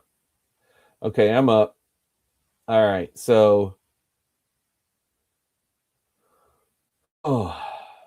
so I have 1 first baseman. That first baseman is Wilson Contreras. And I don't want first base to completely get away from me. And there's a guy here that I really, really like a lot. So I'm going to go ahead and grab him right now in Kyle Manzardo. Let's look at Manzardo, what he did. And whatever he did, I think he can be better. So here's Manzardo. So last year, yeah, I know he can be better than this.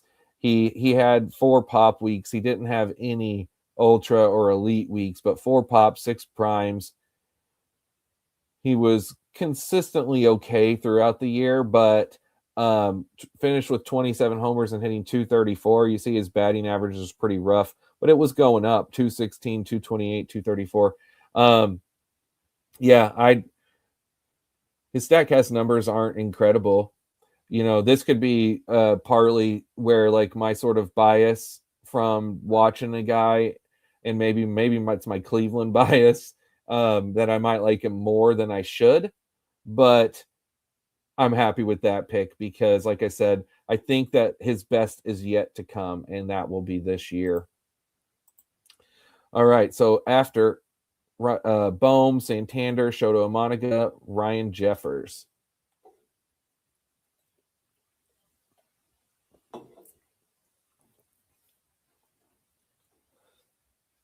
I decided I'm going to push it to my round 20 pick and then run and use the bathroom. All right, so we're waiting on the turn here. We're waiting on that. So I do think that I am going to go back to pitcher. So I need to have a few different guys in my option here for coming up. Now, let's go through, because as you scroll down, there's going to be a lot of people down here that I think are mispriced. But the guys up towards the top, let me pull up a few of their pages and take a quick look real fast here. Okay. Oh, I need to check something.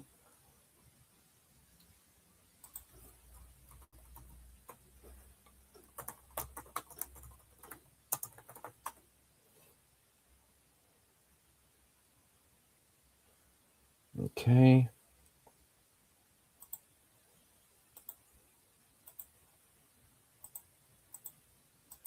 All right, I'm 2 away.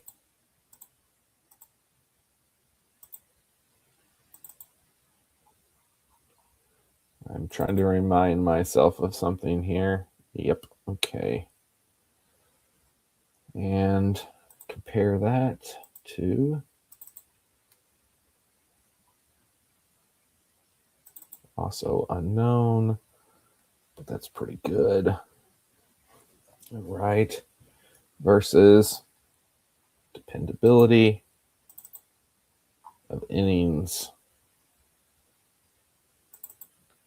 And yeah, that's kind of what I thought. All right. Okay. I've got my thoughts cleared and gathered. I think I know what I'm going to do. All right. Brett Beatty just went. I am up. Okay, guys. So here's what I'm looking at.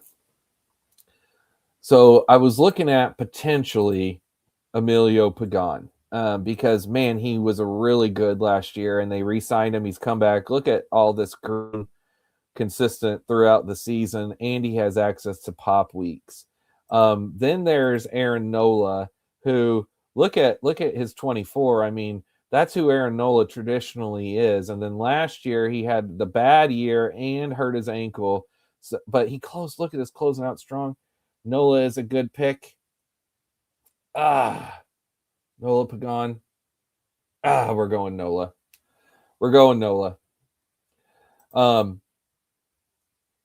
That was a tough one. I maybe should have gone Pagan because based off last year, that's the clear choice. But, go back to 24, and obviously Aaron Nola was the clear choice. So, I don't know. Let me go back to the draft board here. All right, back to the draft board. So Merrill Kelly just went. That's a very much like that Aaron Nola pick.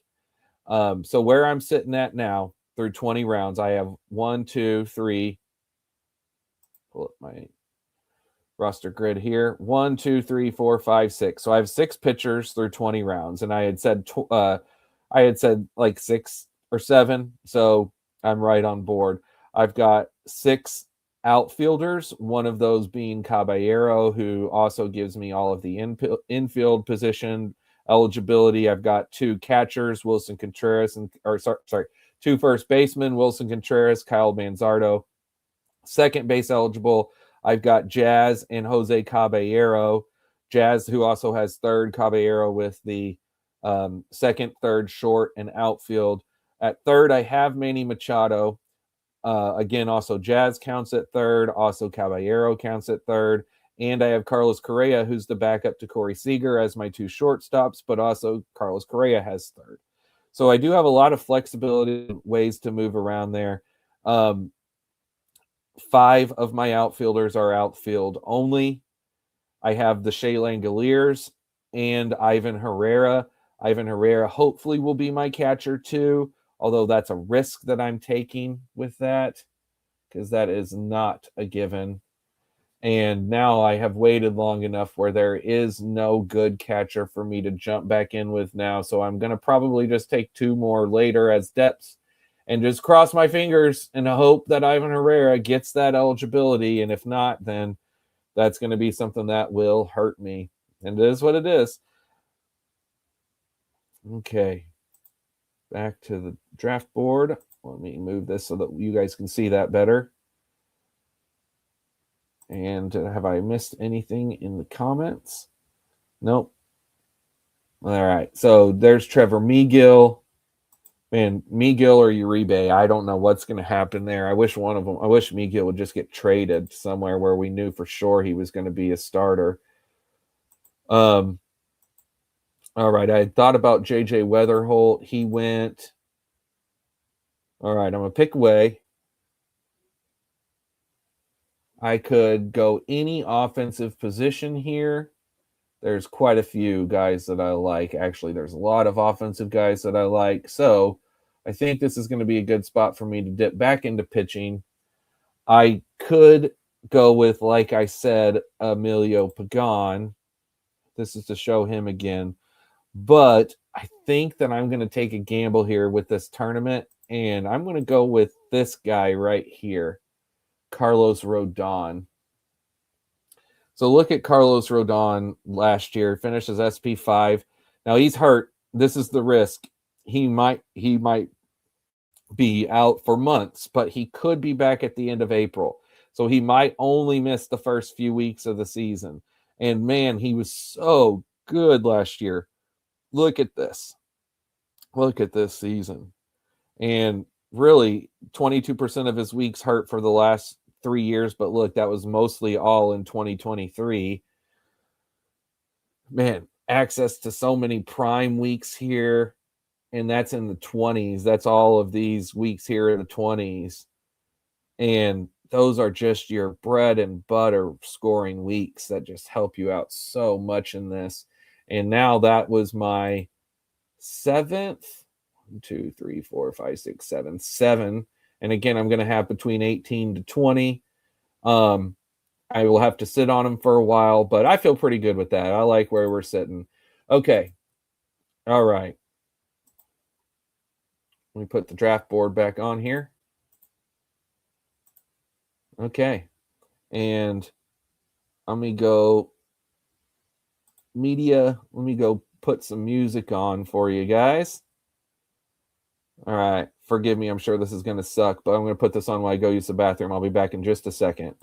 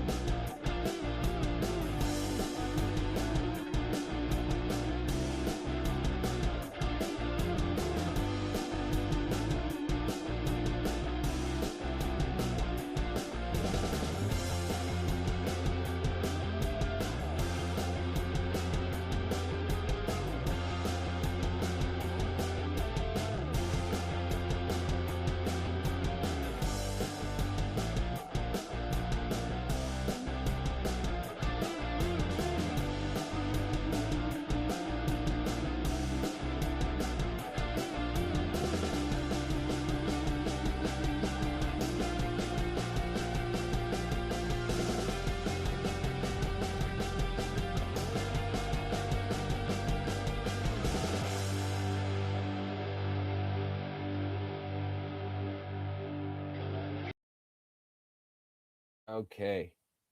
All right, I'm back. I hope that music didn't suck. I'm not listened to it before, but it sounded like I came back at a good spot, like right where it was finishing the song. Okay, and look, I'm up. Okay, wow, that couldn't have worked out better. All right, do. What do I want to do? What do I want to do? What do I want to do? Got to decide relatively quick here. A lot of good options in the infield. Catcher two. You know what? I don't want catcher two to get away from me completely. And this is someone who I like as some potential upside play for this year, young catcher. And there's not very many of them left that I feel great about. And I don't want to miss out on him as well. So Edgar Cuero, come on down. Who went right before me? Let me catch up on those picks I missed. Yeah, Carlos Narvaez went the pick before. Sasaki, Matthew Boyd, Steer, Hoffman, Cowser, McNeil, Vargas, Colt Keith, Josh Lowe, Josh Beck, Jordan Beck, Jake Berger. All right. Yep. Yeah, I feel good with that. Going ahead and grabbing my second catcher officially now. Let me review my roster grid. I'll show you guys. So here in the roster grid, as you see, so I've got my two catchers, my two first basemen, as I was just talking about this earlier, and we can kind of see where I'm at compared. So you see I'm lacking a depth on infield, I see, which I kind of knew that would be the case. But I'm kind of right on board with the league at pitchers. And again, I'm counting Ivan Herrera here for catcher.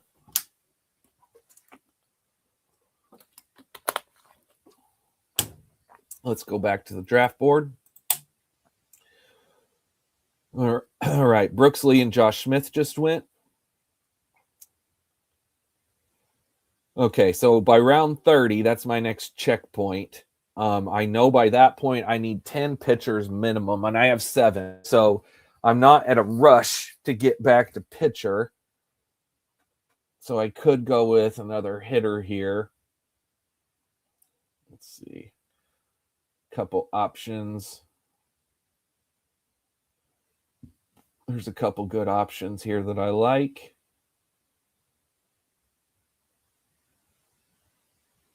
A lot of outfield options that I like.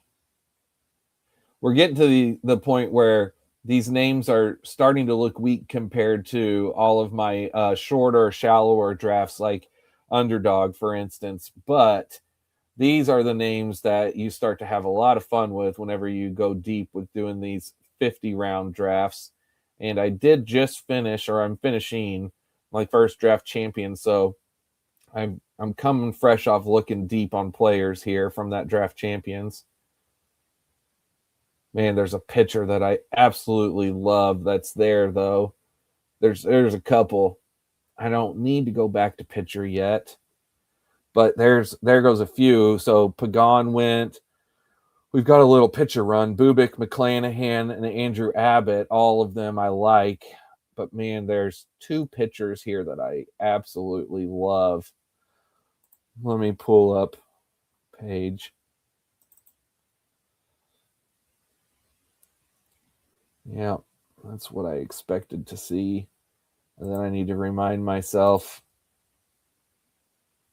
of another one, Daniel Palencia. Okay, I'm up.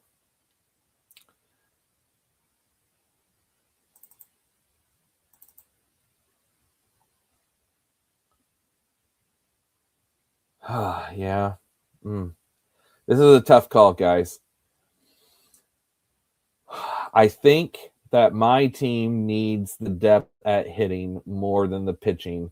And I'm not going to say the pitchers that I like just because maybe the one of the 2 people in particular that I specifically like can make it back around. This is Willie Castro. This is who I'm going to go with. Willie Castro was a major disappointment last year, but man, he was so good the previous 2 years.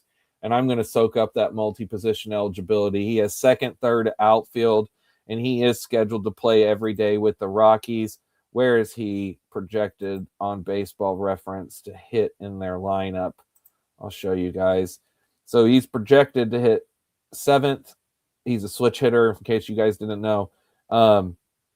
And I mean, honestly, the Rockies lineup doesn't look bad. But you see, he's not projected to be in a platoon. Do they have any other third base option that's worth a darn? No, he's really their only good third base option that's on their team. So I completely agree. He should be locked and loaded. I don't think Julian can play third. He's played first and second. Obviously, Tovar's locked in at short. Troy Johnston's not going to be playing third. He's a first base or outfielder.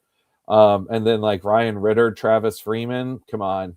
So yeah, no, I'm glad. I feel good with the Willie Castro pick. All right, back to the draft board. So I just see Pete Fairbanks went. That's another one. That's one of the pitchers that I wanted, but not one of the two specifically. There's one of the two specifically. Just got me with that one. So Edward Cabrera. I love Edward Cabrera. I've talked about him a lot over in our underdog streams. Look at Edward Cabrera last year. Look at this stretch here of games. He had this elbow sprain, but he was great before it and after. And this is with the lowly Marlins. Like now that he's a Cub, man, I just think we're looking at such a breakout potential. Look at these numbers right here. So this is one thing I really want to point out. Look at his walk percentage. So look at how bad this is. 15, 11.3, 15.2, 12. Look how he cut that down to 8.3% last year. He had the most innings he's ever pitched. He's 27, going to be 28, which is like prime breakout year for age-wise. Look at his ERA, how drastically better it got from 4.95 to 3.53. His whip got drastically better. I just think, man, he could be such a great pick this year. So congratulations to team whatever number that got him. Let's see. It was team number 8. Team number 8. Now, team number 9. Listen, I think your hitting is incredible, obviously. But, man, let's see what you can do. Look at all these rounds we still have to go. You're going to be able to fill in pitching. I get it. And I'm really interested to see how it turns out. But with starting off with Schwellen, I'd feel better if you'd have just made those hitters as well and pushed pitching all the way till you just wanted to close out and just gone straight pitcher like the final 20 rounds. That's just me. But I don't think it's going to work either way because you have to have 9 that factor every single week. And who knows, though? Who knows? I mean, you've got great hitting, of course, with taking this many of them. And I love what you did here. Like, I love how you cornered the market with the 3 shortstops, the 3 catchers. I mean, I really like a lot about what Team 9 has done with this draft. I just don't know that it's going to be good enough with the pitchers, but we'll see. Like I said, I can't wait to find out. Team 8, this is what I feel is a lot. Personally, I feel Team 8 is a lot better because Team 8 also, remember 8 and 9 were the last ones to take pitchers. Oh, dang it. All right, hold on. I'm on tilt now. Let me untilt myself. Oh, Team 6, darn you.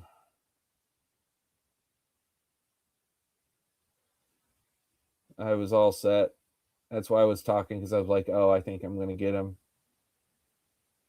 Well, boy, this is tough. This is tough now.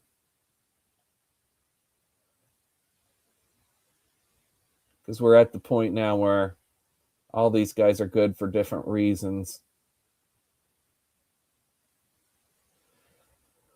I'm going to take Abner Uribe and hope that he is the one that ends up being the closer. I want to take a quick look at my Abner Uribe page.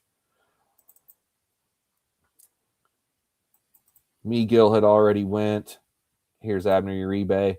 All right, so you see, whenever you're an elite reliever who doesn't get a lot of saves, you don't have access to a high ceiling. Here in the weeks where he scored, like here's a 22-point week with no saves, but he got a win. Here's a 24-point week with a win and a save. Down here, here's a 26 and a 25 with 2 saves in those weeks. He only had 7 saves. He needs to get saves, but my gosh, look at the StatCast data for Abner Uribe. I mean, don't get me wrong, Trevor Miguel does not look bad either. Here's Trevor Miguel. This is the guy who was the closer consistently, and this is the numbers that you want to see. These are the colors you want to see. You don't want to see these colors that I'm seeing for Uribe. You want to see the Miguel colors, but I just have a hope, at least, I guess. It's a hope that it will be Uribe who overtakes Miguel this year and gets more saves, or at least they're about split. Because see, Miguel had 30 last year to Uribe's 7. So we'll see though. Uribe's 26, Miguel's 32. So there is that. They could go with a little bit of a more older veteran guy. Again, one more time, and it may be Uribe who takes over next year or something. Who knows? Who knows? Let me go ahead and put the draft board back on there. There's one of my boys, Luis Rengifo, Jordan Lawler, Luis Rengifo. I like those back-to-back picks, team 1. Freddie Fermin, we miss Cody Clemens. All right, so as we're coming back around to me, so let me count again how many pitchers I now have. 1, 2, 3, 4, 5, 6, 7, 8. This is again round. What round number are we in? Round 25. So I think I can be fine to go back to hitting.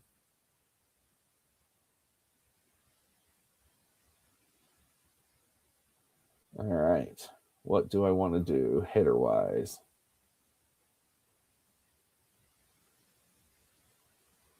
There's quite a few guys that I'm still very interested in at outfield and infield. Let me click on utility, make sure there's not any utility guys that I'm missing.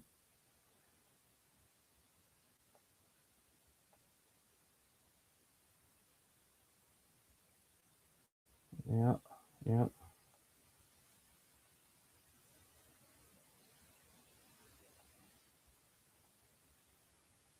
All right. Okay, so I'm pick away. Here we go. Justin Crawford just went.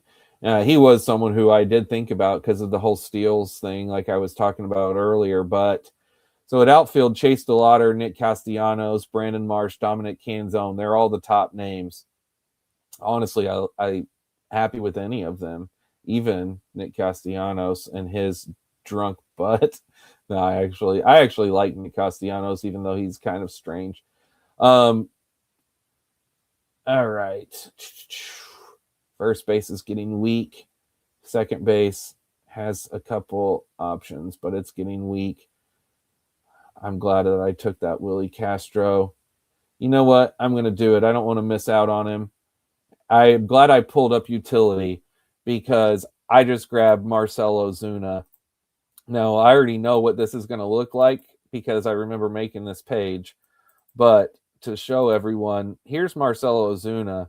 And this is why I'm taking him. Look at 23 and 24. Look at all of this elite weeks. I mean, his production in 23 and 24, I mean, his impact is just out of this world. Look at his StatCast data and look how it dipped last year.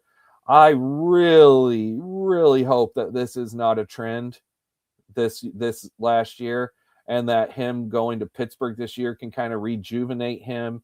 And let's go see where he is currently projected to hit. Probably 4th. They got him projected to hit 5th with Ryan O'Hearn 4th. And that's because of a left switch, left, right. I could see Ozuna being 2. That would be something. Or it could be like Horwitz, Reynolds, Ozuna, O'Hearn. Who knows? Point is, he's in a spot here where he's got a lot of guys that he can drive in around him. O'Neal Cruz is not bad protection behind him, honestly. It's probably not going to finish that way, but point is, I hit stop sharing altogether. My bad. Let me go back and put the draft board on here. Draft board.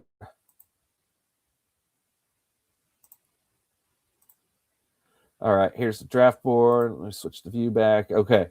So now, as we're approaching round 26, I am glad that I got Ozuna.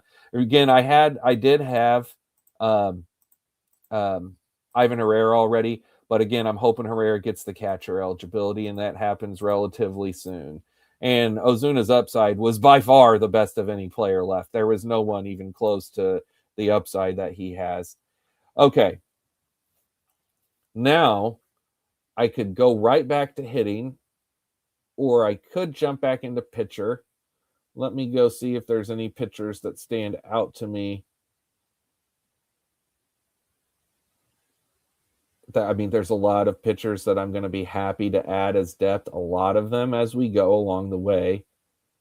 So there is not anyone who immediately jumps out at me as like, oh, you've got to pick this guy.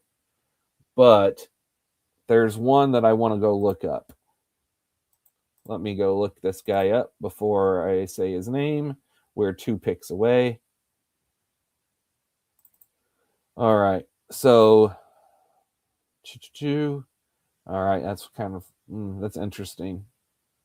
That is interesting. Okay. All right. I'm up. So Bailey Ober and Hurston Waldrop went. All right. So I'm going to compare 2 people with you guys here. All right, I got 38 seconds. It's not a lot of time. All right, so Jose Soriano last year, look at his season. He did have 2 really big weeks. He had a total of 6 prime weeks, 2 ultras. This is what I was wanting to compare him to, and that is Shane Smith, who overall was not quite as good, but close. They were almost identical. I'm going to go with the younger guy. I'm going to go with Shane Smith. So I typically try to stay away from White Sox pitchers, but I do think the White Sox are going to be better this year. So now let's see where that has me. 1, 2, 3, 4, 5, 6, 7, 8, 9. 9 pitchers. Again, I want to have at least one. I could have 2 more. I could have 11 by round 30, but I at least one more.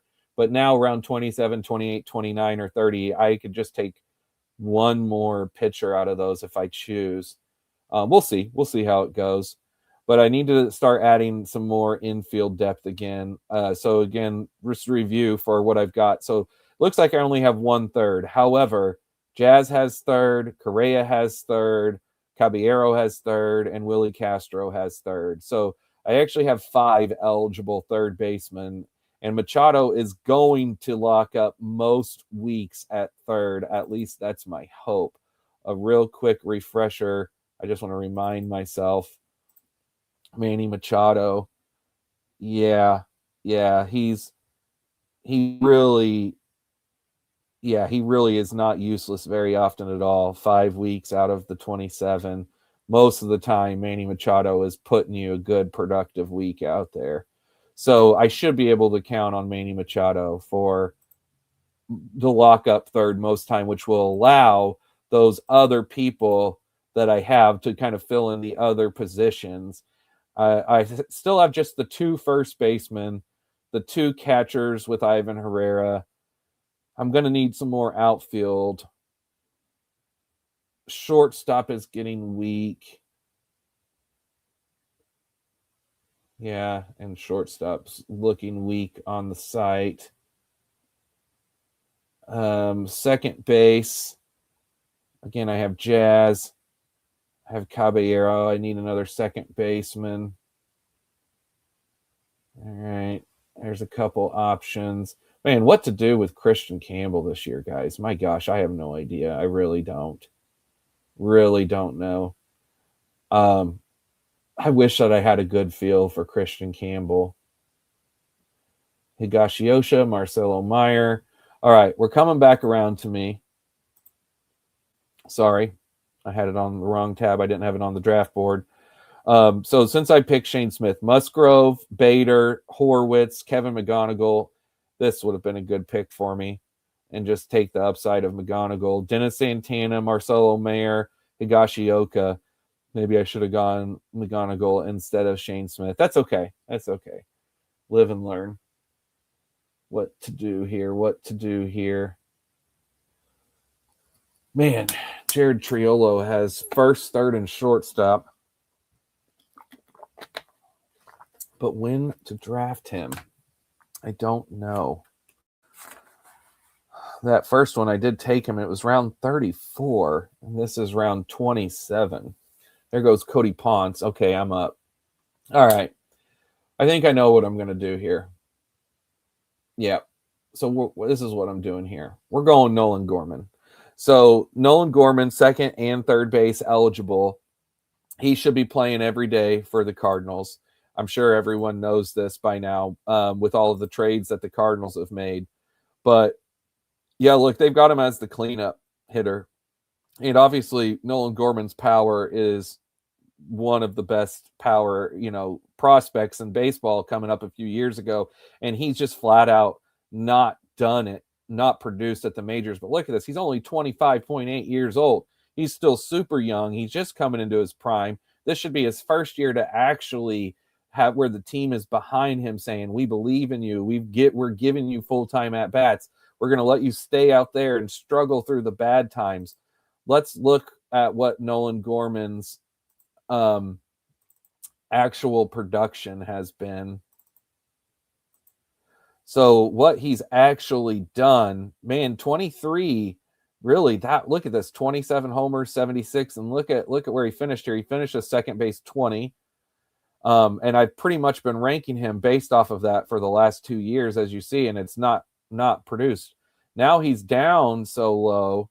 And look, went down to look at how good look at this drop off. This is crazy. Look at how good he was in this stretch of games here up through week 15 of 24. And then look how he was bad, but look at his at bats. He's like 7 at bats, 11, 8, 18, 7, 4. They're not playing him. Look, they were playing him before this. They cut back playing him, and they send him down to the minors. Last year, look at these at bats each week: 4, 4, 4, 15, 5, 7, 9, 9. Then they let him play here during this little stretch, and look, oh, what do you know? Production. And then, yeah, he's just not playing. This year he's going to play. I think that Nolan Gorman has the potential in a league like this to return huge reward. We will see, though. We will see. At least it was round 27, so it's not like I was taking on a bunch of risks just in case he's not good.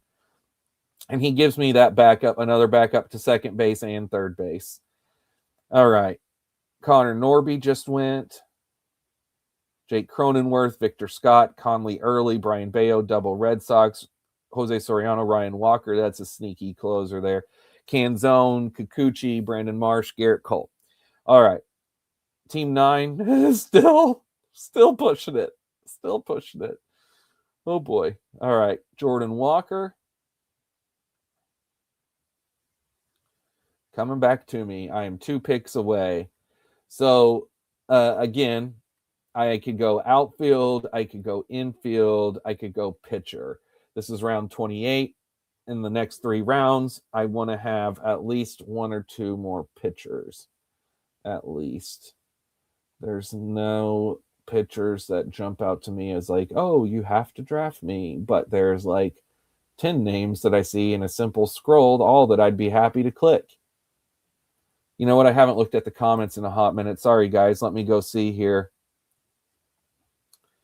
Let's see. Skins over birds. Chase Meadross season. Reports on Grant Taylor, a White Sox reliever, said they want to get him 100 innings. Dude's got great stuff. Oh, bro, I could not agree with you more on Grant Taylor. That's an amazing call, and he will be on my radar for later. Okay, so right here, I think that I know what I want to do. Chase Meadross is gone, by the way. I would have totally taken Chase Meadross right now. I think I know what I want to do. It's not going to be Triolo. Yep, I officially know what I'm going to do.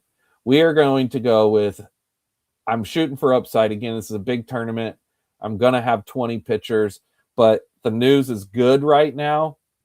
I'm going to cross my fingers and believe in the good news of Grayson Rodriguez and hope and pray that he stays healthy and is productive this year. And that's probably not going to happen. And I know this, but I'm taking the gamble on it because, like, Sean Manaea, Mitch Keller, Ryan Weathers, all good picks. They all have their weaknesses. Ryan Weathers can't stay healthy. He could be great. Ryan Weathers could be phenomenal. Clay Holmes was disappointment in his first. There's a couple other names I don't really want to say that I'm hoping that fall later. But there's still quite a few names at pitcher. I'm going to star several just so I don't forget. Yeah, but there's honestly a lot of names at pitcher that I like. So as we're coming back around to me, I know I'm going to go back to hitter.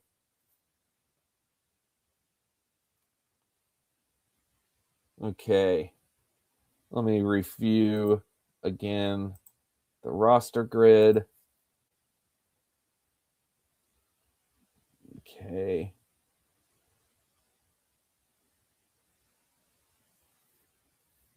Uh-huh. Yep. 1, 2, 3, 4, 5, 6, 7, 8, 9, 10 pitchers. So Grayson also kind of moves into the Rodon spot until Rodon comes back, I hope. I still don't know. Abney Uribe was probably a bad pick. We'll see. If he ends up being a closer, that'll be good, but we'll see. It could be terrible if he's not. And honestly, almost wasted. Okay, I'm going to pick away. Logan Henderson just went.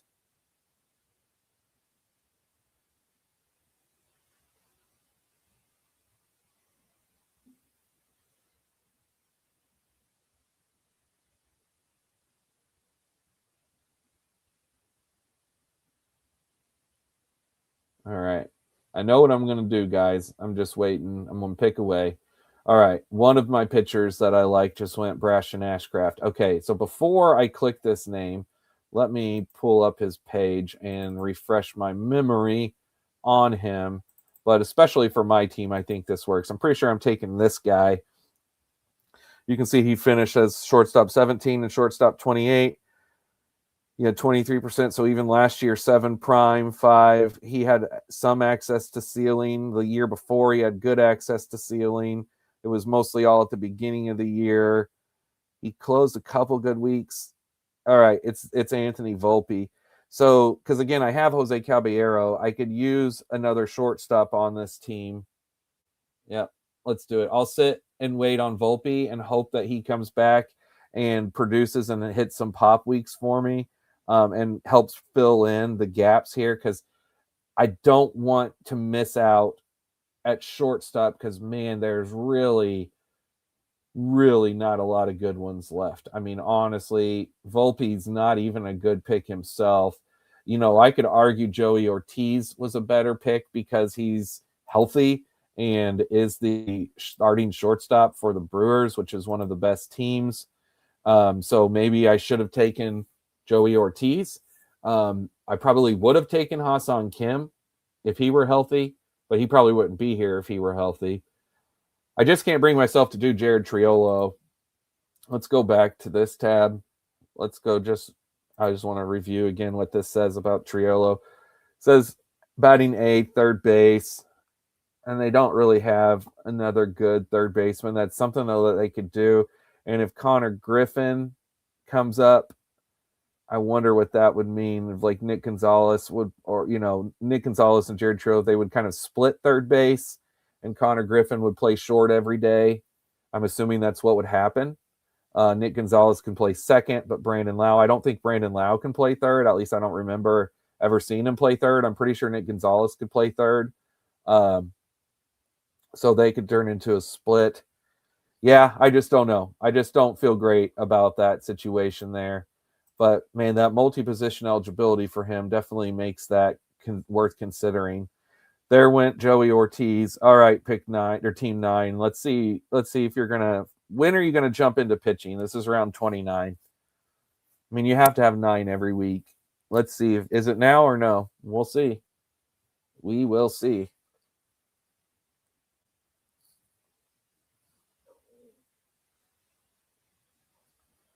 So I've got my 10 pitchers by round 30. Hey, Sean Manaea.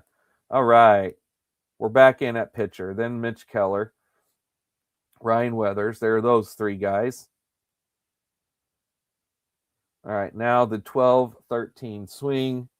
Let's see what he does here. I said 12-13 swing, the pick 12 swing, whatever. All right.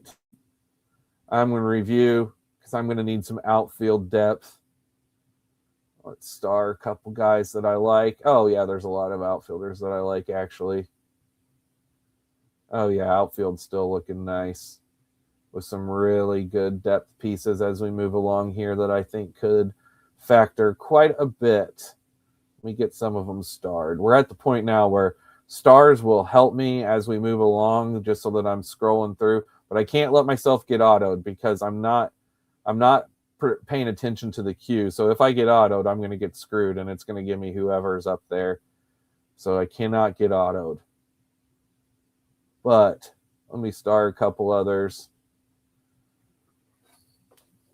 One thing that definitely sucks is whenever you star guys and then you're doing something and then you accidentally overpay by like 20 rounds on someone. It's the worst. Oh, man. Very nice here. Oh, yeah, we're looking. I mean, honestly, it looks like to me I've got a lot of depth at infield. So, and there's, again, a lot of outfield I like. Kind of leads me to maybe want to go back to pitching, honestly, for this round, for round 30, then have 11 by round 30. So, and I'm going to round 46. So if I have 11, then let's say I give myself 9 more, 9 out of 16, or I can do 8 more, 8 out of 16, half the rest of my draft. So theoretically, I could go like a pitcher here, and then I could go like rotate hitter pitcher as we move along the remaining rounds. That's interesting. We'll see. We'll see how that goes. All right. Victor Carantini. All right, and I'm up. Brandon P. Fat just went. Brandon Foote. Okay. Now, this is a guy who I took a bunch in Gladiators. Joe Chris, I don't know if you're still in the chat or still watching along, buddy, but this is for you. Joey Cantillo, come on down. You're the next contestant on my pitching staff. So now I have 11 pitchers, and I like Joey Cantillo quite a bit.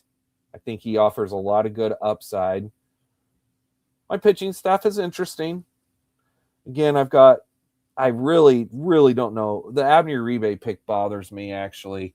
I think that was whenever I got Jack Leiter, the pick before. Is that what that was? Was that the Jack Leiter? Yeah. Man, that was the Jack Leiter tilt. I should have just taken another hitter there and then had that been my 10th pitcher with Cantillo. Oh, well, it is what it is. There still is a chance that Uribe pick could be good. We'll see. I would feel better in a league where, again, ratios mattered, where even if he wasn't getting saves, like in a draft champion, it's probably why I took him, because, I mean, again, I just did my first DC. I took Abner Uribe on that team. I had Mason Miller as my closer 1, and Abner Uribe there, though, even if he doesn't get a lot of saves, even if he doesn't get a lot of saves, he still should provide me with elite Ks and ratios. So I still like him in that. But this, I need those saves. Got to have those saves. All right. So we are now almost done with round 30. Almost done with round 30.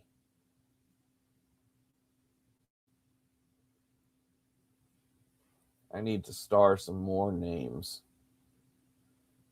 because I'm starting to get some guys that are flying off my board here.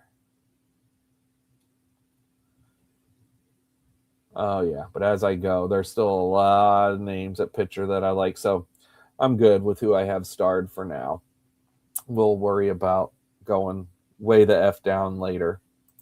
Okay. Harry Ford. Interesting. What's team one got at catcher? Gabby Moreno, Stevenson, Patrick Bailey, Harry Ford. Very interesting. I think it could be fine. My catcher is who knows, as we talked about with my catcher. Who the heck knows? My catchers could be terrible if Ivan Herrera doesn't. I mean, I am glad I grabbed Edgar Cuero. Now that's right, I forgot. I grabbed Edgar Cuero, so that definitely helps me feel better. Just a review here. Yeah, with Langoliers and Cuero and Herrera, and just cross my fingers. Okay, first base. I still only have the two options, don't I? I guess it's possible Caglione could get first if, oh God, I don't want to say if you know who got hurt. Oh, I hope that doesn't happen. I don't even want to say it out loud. Don't want to say it out loud. All right, there's two more pitchers that I like.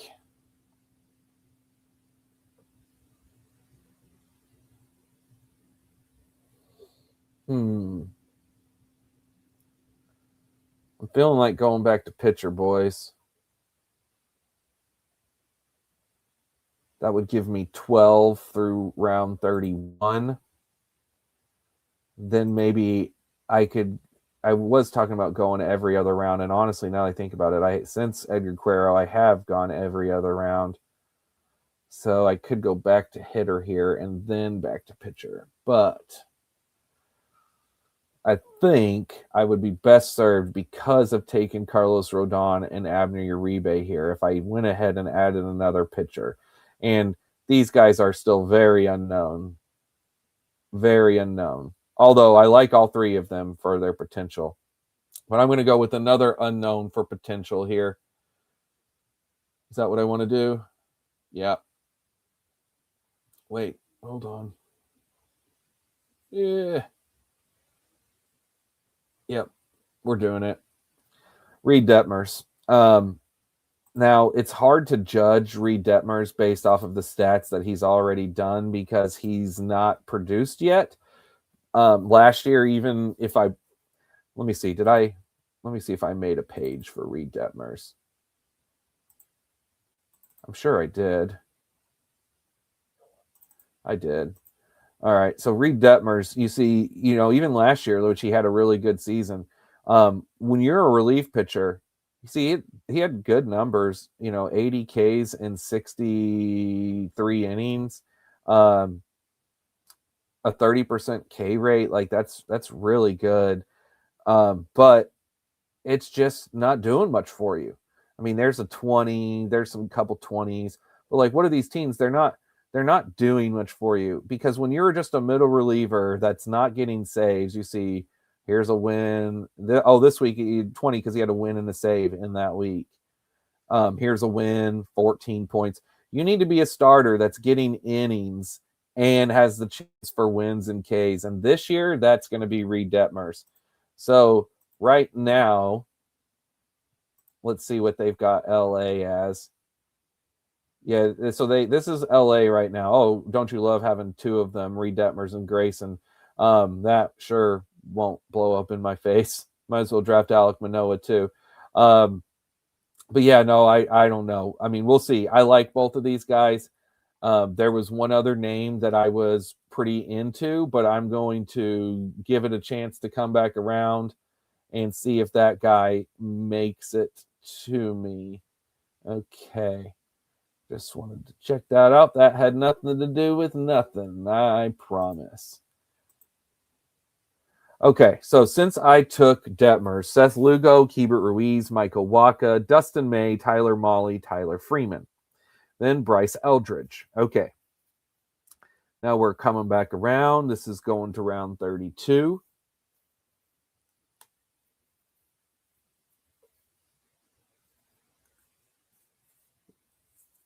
I know I need several more positions and several more pitchers.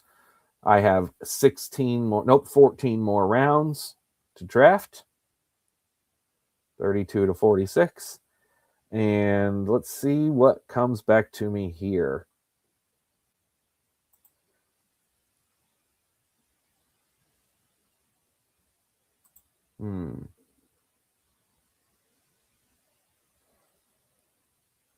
We're 2 hours and 30 minutes into this. Nice. We're at a good pace, I think. Let me go back and look at this tab. I want to review some of these other teams here. All right. So, catcher, I'm not. I mean, I am far behind, but I'm not if Ivan Herrera's there. All right. Again, I'm not worried about third. That's kind of fake. It looks like I don't have depth, but I do. I am falling behind at outfield. Again, I'm sitting a pretty good pace. Oh man, since Sean Manaea, we've got Christian Javier, Dustin May, and Jared Jones. Well, you're nothing if but consistent as far as like you are living with the scariest possible staff you could draft. All right. Pitcher that I wanted made it back to me. This is the one who I almost took last round. And before I click his name, let me run back and make sure there is no health concerns right at the moment. There wasn't as far as I thought. Yep, that's what I'm doing. We are going with Will Warren. I loved Will Warren last year, watching him pitch. He's like Michael King clone, and he still has a lot to learn. But man, I think he could be so good. Here's Will Warren's page. So look where he started. Well, you see a lot of like the darker green, like the teens. Here's a 38, a 30. These are multi start weeks. But yeah, I mean, a lot of teens. He's but consistent. Look at this. This is his first year, first full season in the bigs, and look how consistent he was. He pitched all year, and I mean, his Statcast numbers are not great. He doesn't look good from that, but you know, these are the pitches he throws: the sinker, the sweeper, the change, the curve. This is a one that, but 29.8 impact is pretty good. That just shows the level of these 12 plus, and then he had 3 prime, 3 pop. And I mean, really, you know, he didn't do bad for you all that often. You know, all of these weeks are bad weeks. But the pluses, see, they're not hugely impactful. Like if the pluses were primes, which is what I'm hoping can happen, this impact score could shoot up.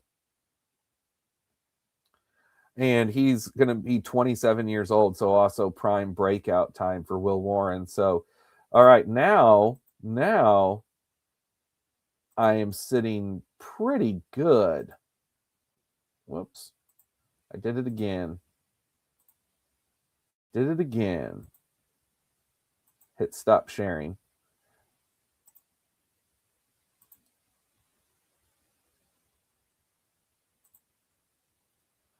Okay. Back to the draft board. Okay, so since I took that, Dalton Rushing, Javier Baez, Griffin Jacks, we're coming to the swing. So now, though, I'm sitting pretty good at pitcher versus everyone else. And I'm liking what I've got quite a bit. Liking it quite a bit. So I think now it gives me the opportunity for a couple rounds to go back to hitters.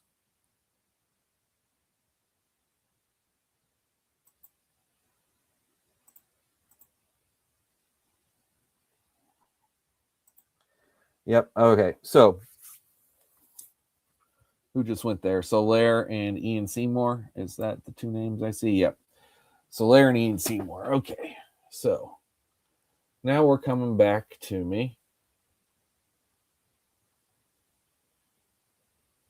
Now, Soler was one of the names I was hoping made it back around. So I am a little disappointed that he didn't. Let's go check something. Yeah. Pretty sure I already know the answer to this, but we're going to go ahead and look it up and see. All right. That's what I thought.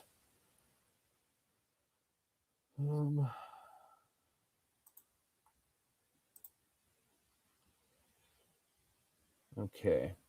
Interesting. Let's star that. And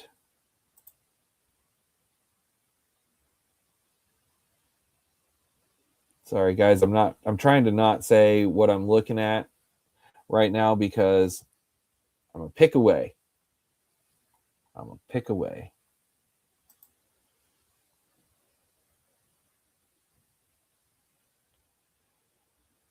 All right. So there's a lot of good potential picks here that I'm very into. But I think I know the one that I'm going to choose. And I was just confirming everything. Let's see if I get sniped. 13 seconds. Let's see. Let's see. 2 seconds. All right, I didn't get sniped. Okay.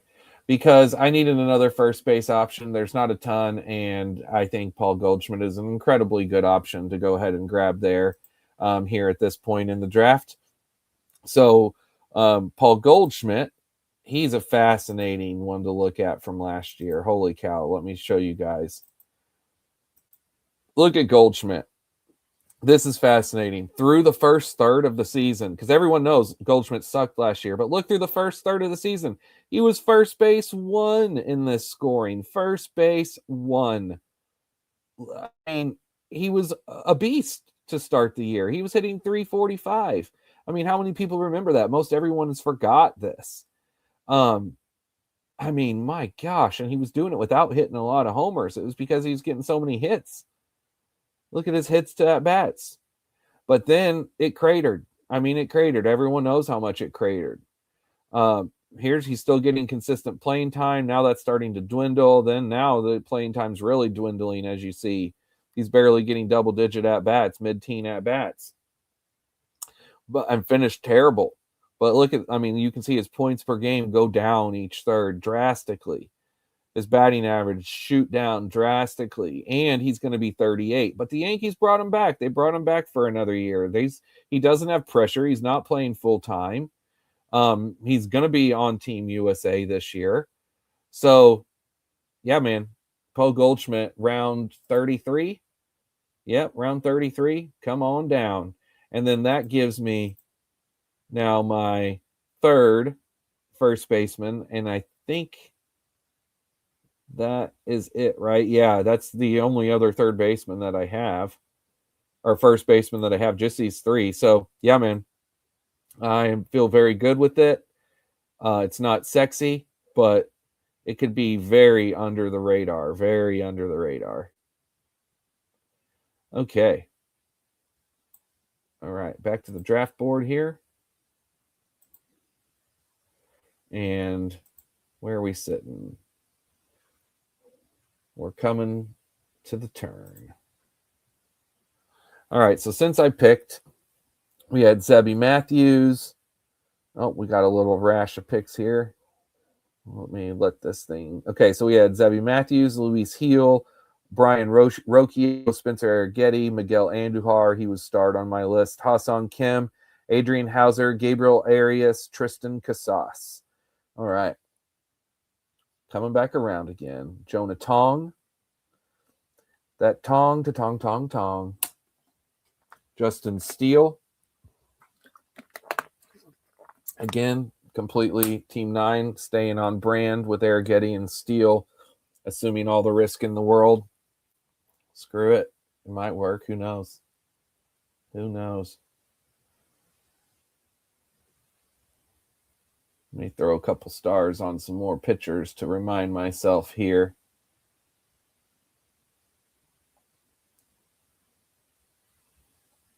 Okay. All right. Okay. All right. Okay.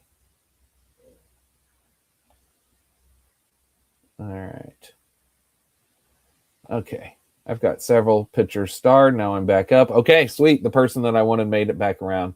Boom, here we go. Luis Angel Acuna. So the hope here is that he's going to gain the outfield eligibility, and that as the season progresses, that he will start getting an everyday playing job. Because right now he's not in line to play every day, but I'm sure he's going to have the opportunity as the season moves along. So I like that. And it gives me upside. share this tab instead. So yeah, now we're looking at here. So let's review my second base options.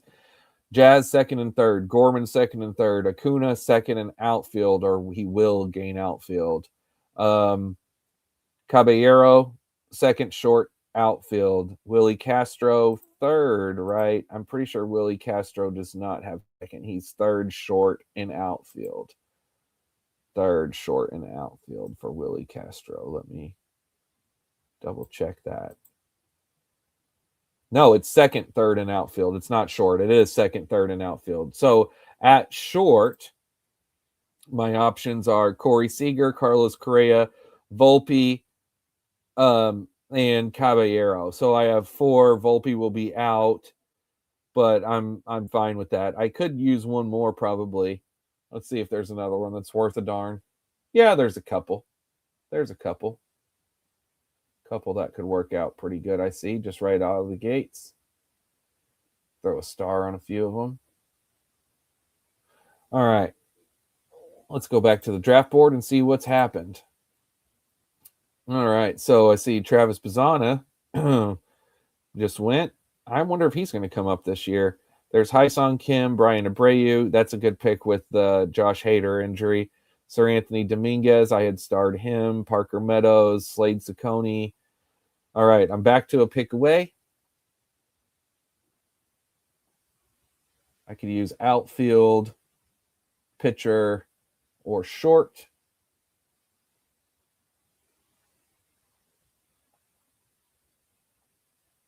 Okay. Let me go. I want to go double check something here.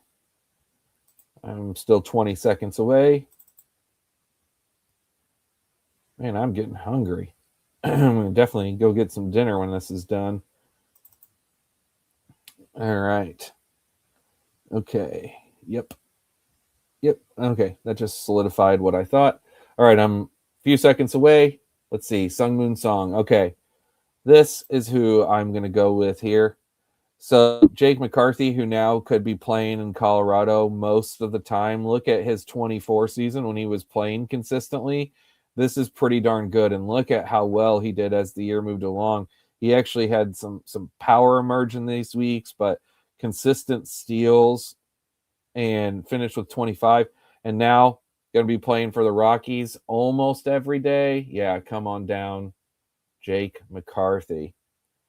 All right, so let's review my outfield options. I don't want to be too far behind in outfield. I need 10 to 12. 10 to 12 by the time this draft finishes. So 1, 2, 3, 4, 5, 6, 7, 8, potentially 9. That's probably it. So I'm sitting at like 9 potentials, but 1, 2, 3 of them are the multi-position guys, Caballero, Castro, and Acuna. So really I have 6. So I definitely need at least 3 more outfield before this is all said and done. We're going to be digging deep for that because there's not a lot of amazing options left. I'm glad I got Jake McCarthy. He was one of the last ones I did really want to make sure that I grabbed. Makes me feel better about my outfield. But there are a few intriguing ones I see along the way here.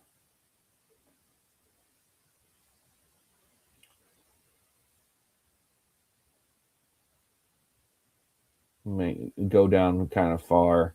Make sure there's not any down low that are kind of misplaced. No one jumps out at me as like, oh, I've got to throw a star on this guy. Okay, so now we're going to wait a little bit before it comes back around. Let me get this back to the draft board tab. All right, so after I took McCarthy, Christian Moore, Joey Bart, Winfield Perez, Johan Oviedo, Zach Eflin, and Pavin Smith. All right, very interesting.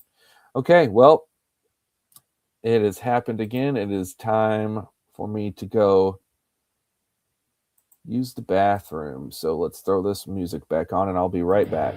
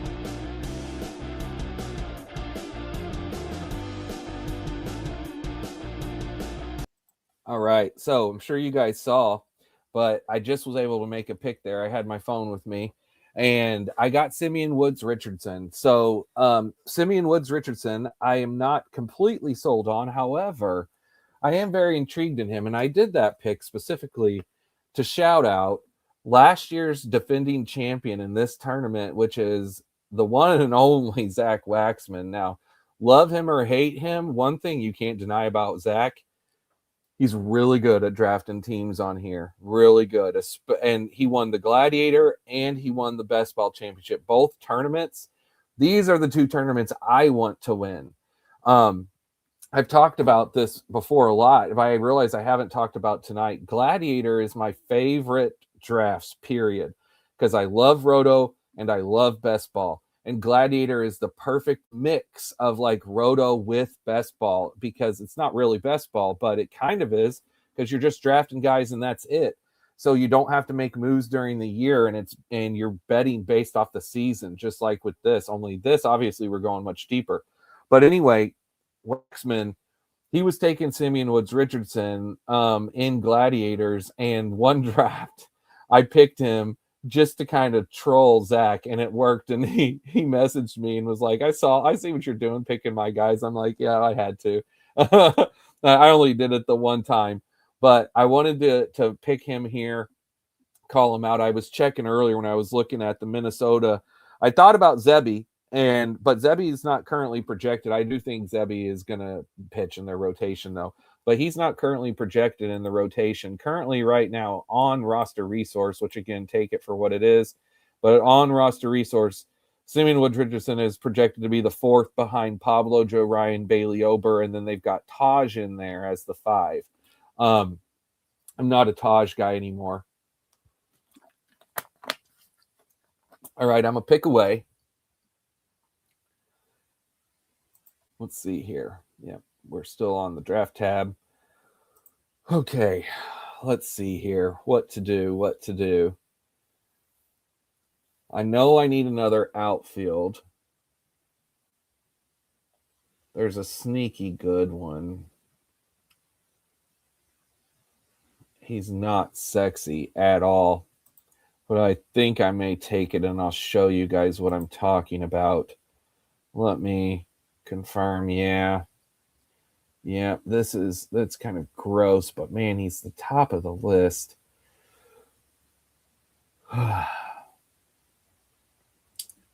It feels gross, though. Are we going to do it? We're going to do it. We're going to do it. Okay, we're going with Jake Myers. Now, Jake Myers is to me, one of the most like unsexy picks on the board, who really I don't like, but I want to show you where we're at outfield, and I want to show you Jake Myers, what he can do. So look at him last year. So last year, if you forget, he missed a big chunk of the season here. So week 17 through 23, and he didn't close out strong.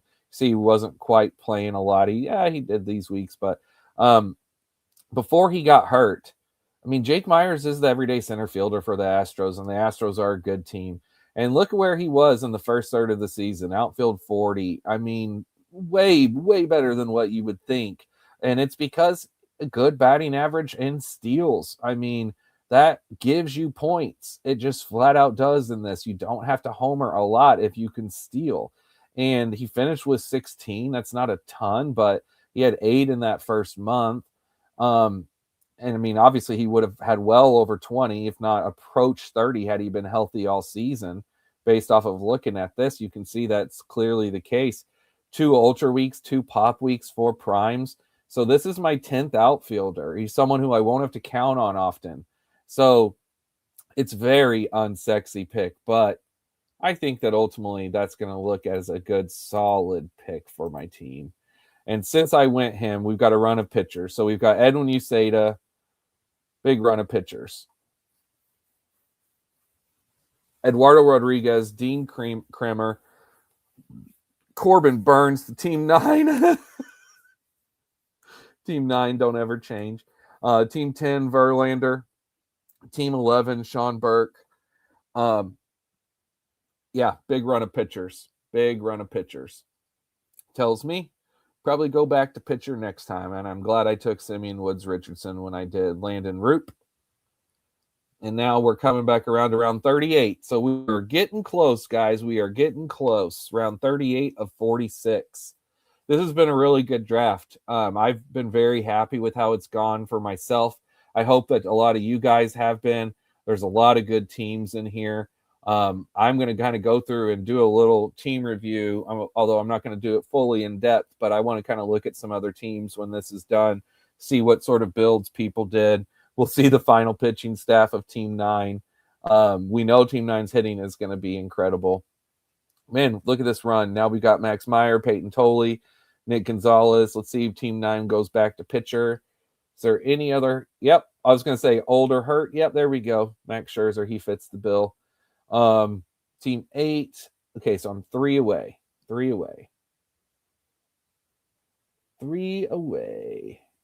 Who do we want to go with here? Several good options. There's Zach Littell. All right, let me go pull something up here.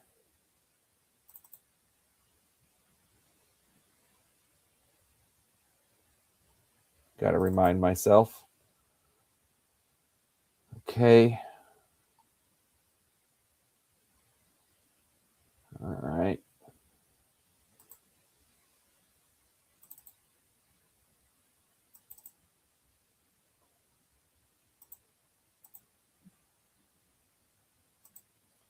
All right, I'm going to pick away.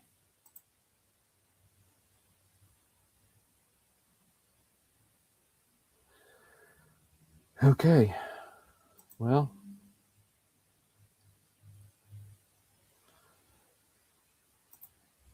this is a tough decision here. All right, I'm up. So I'm looking between Riley O'Brien or one other pitcher.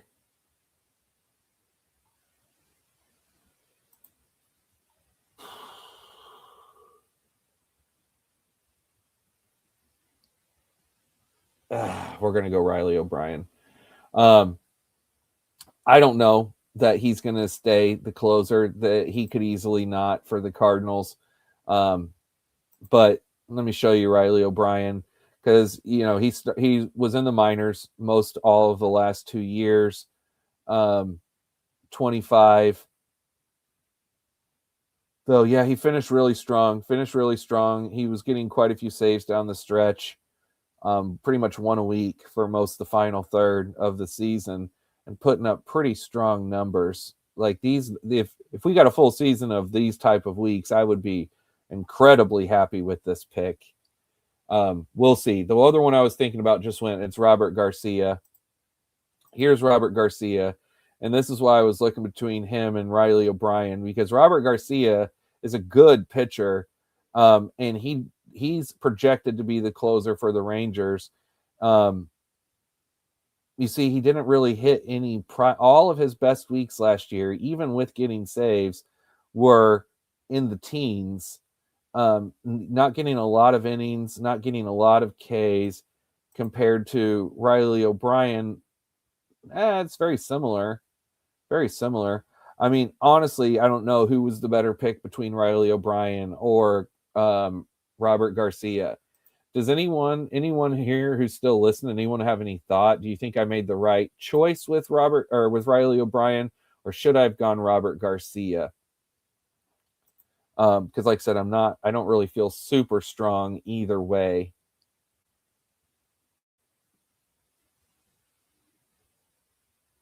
Okay. All right, I want to go do another. Got to get ready for this next pick here.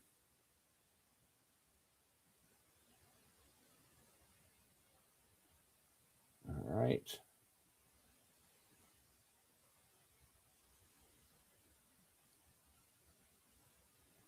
Okay, so I think I know what I'm doing with this pick.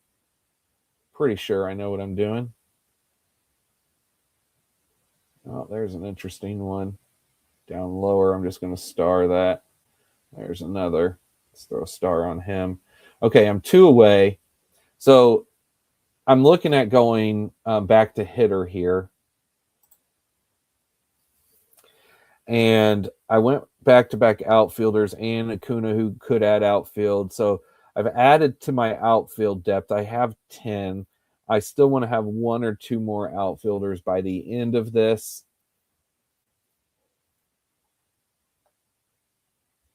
But I don't think I need to do it right now. Am I going to take another catcher? Maybe, but not right now. And Reese Hoskins, is he going to sign? I don't know. Probably. I'm sure he'll sign with someone.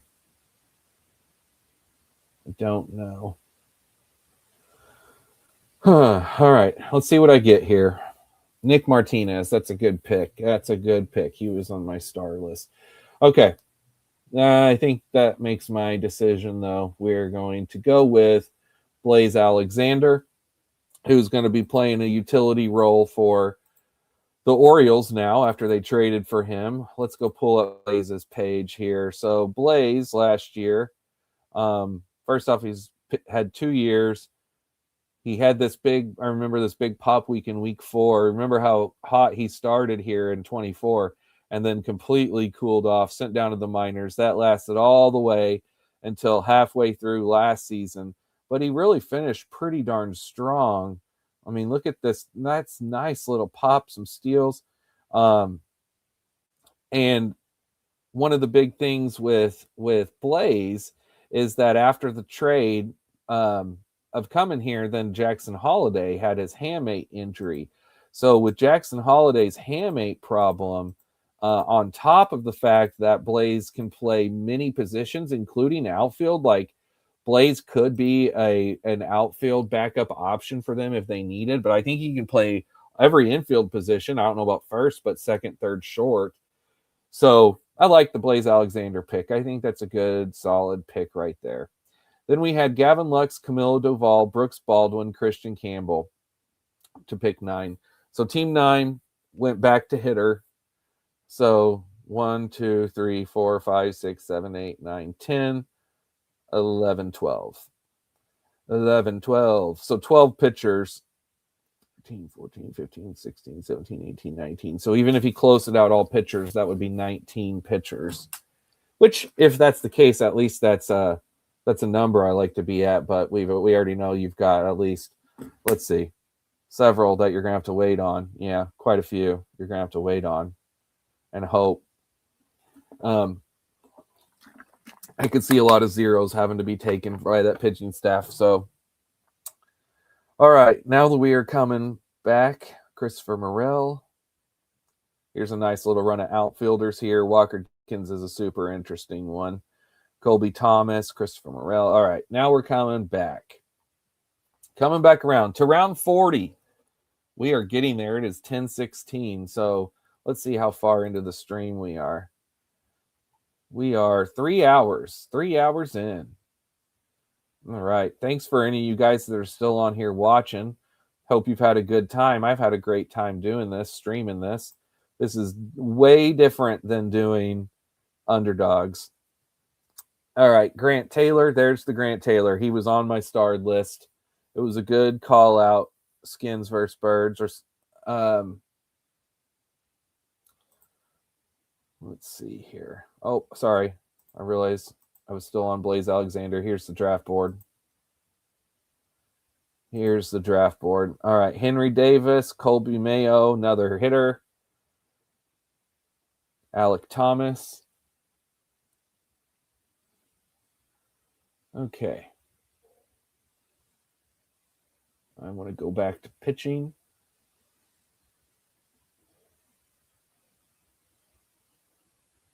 This is round 40. Ryan Mountcastle. Okay.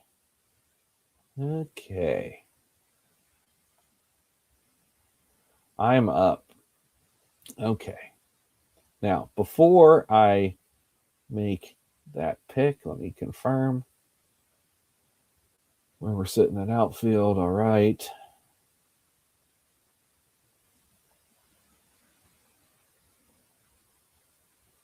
Yeah. Yeah. Okay. I'm going to go with another closing option in Victor Vodnik. Victor Vodnik, he obviously, when you think Rockies and you think Rockies closer or Rockies pitcher, you just want to gag and be like, no way, Jose. But here's Victor Vodnik. And once he had some saves here this season in 24. He had a couple nice weeks here. He had 4 saves in this 1 week here. So he was the number one in week 21. He was the number one reliever, had 51 points. Here's a 23, a 25. That 25 was in a week where he only went 5 innings, had 5 Ks and a win. Here's a 2 save week where he scored 23 in 3 innings. But the one thing I will say about Victor Vodnik is, let's go. Let me show you here. I'm sure that this is going to be a surprise to no one. Is that who does he have for competition in this bullpen? If he's hurt, unless he's hurt, because Jimmy Herget, the human glitch, come on. Seth Halverson, we've already done that, been there, done that. I mean, the pitching is rough, obviously. Look at this. Look at the starters, though. I mean, Chase Dollander, everyone loved him before he actually pitched. And then he pitched and we're like, oh, yeah, that's right, Rockies pitchers. Lorenzen, Quintana, Sugano, all 3 of these veterans added in who are like, hey, you know what? We'll take our lumps. Just pay us. We'll come in. Who cares? All veterans. I mean, honestly, it's not the worst staff ever, but it's going to probably bear out whenever it comes to the numbers. All right, back to draft board. Still, point is, Victor Vodnik could have some pop weeks. That's why I wanted to show, like, here down at the end, who really knows from these starters that are left, who really knows? But at least he has the chance to have 20 plus saves, which could give him 3 or 4 more prime plus or pop weeks. Michael McGreevy. All right. So let's see where we're sitting. I'm going to pick away.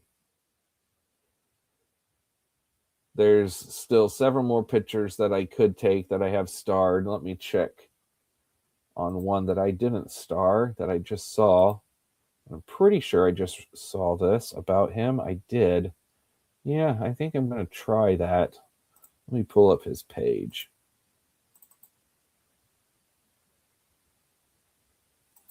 Who just went? Thomas Sagasi. All right. Oh, I didn't make a page for him. I think I'm going to do it because the way that this is looking, it's looking pretty locked and loaded now. I'm sure you guys heard about the Hurston Waldrop news earlier today, which is super depressing. But we're going to go with Grant Holmes, who's now looks like the 4th starter for, I thought about Taj, Team 6. Taj was the other one, and I had mentioned him earlier. But super into him last year. He wasn't that great, but he wasn't that bad. And then he finished bad. But he was all right for a good portion of the season. And now this is his 2nd time going around as a starter. We'll see. We'll see. Maybe this is a better year for him. Okay, so let's do a roster grid view and let's review positions. Okay, so I could use one more catcher.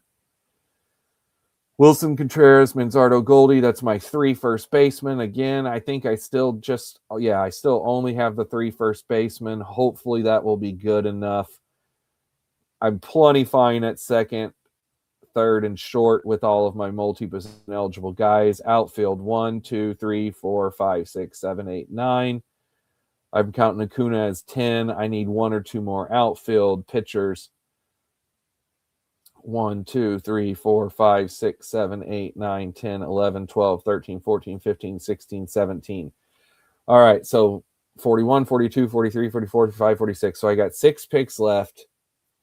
No, 42. I got 5 picks left. I need 2 more pitchers, 1 or 2 more pitchers, 1 or 2 more outfielders. And maybe I need a catcher, maybe a first. Ugh, man, brutal. What to do.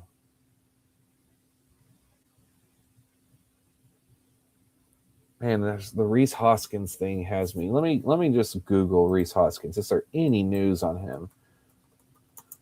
Reese Hoskins contract news.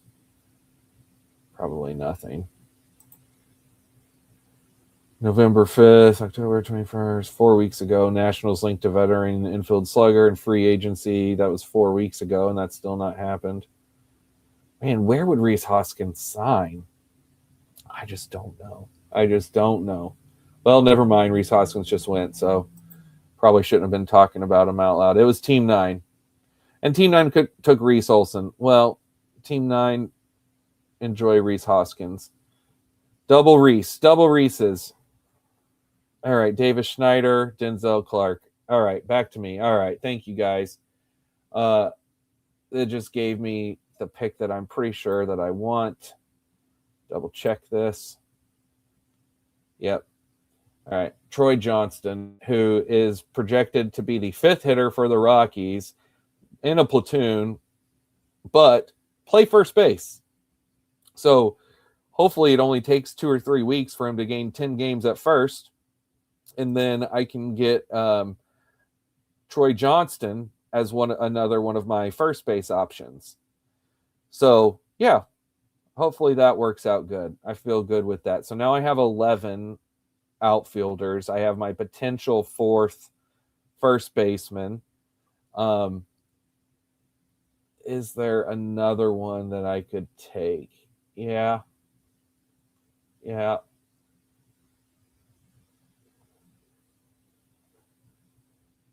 There's a couple more.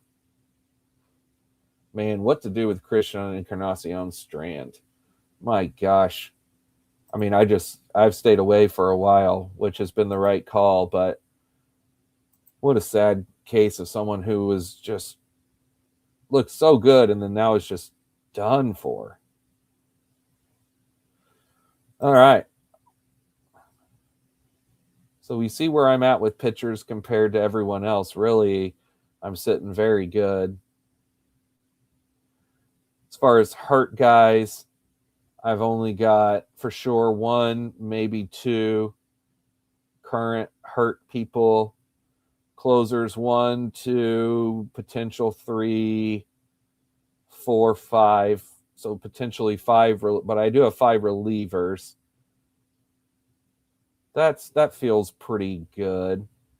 This Ozuna pick could be huge. That could be monster if he's back to Marcell Ozuna of 23 and 24.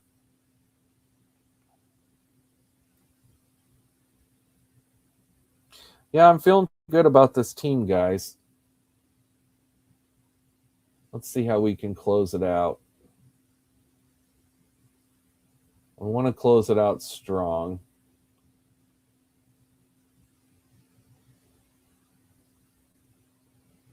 I'm scrolling through pitcher to make sure there's no one down here lower that I'm missing.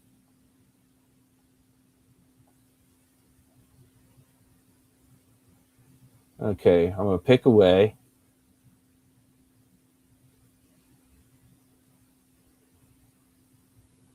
Oh, yeah, I think I just saw one.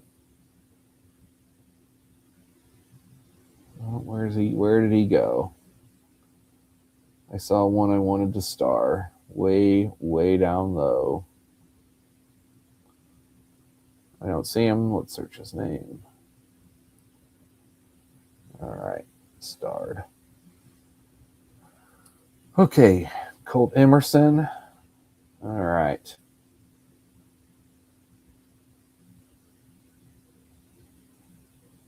All right.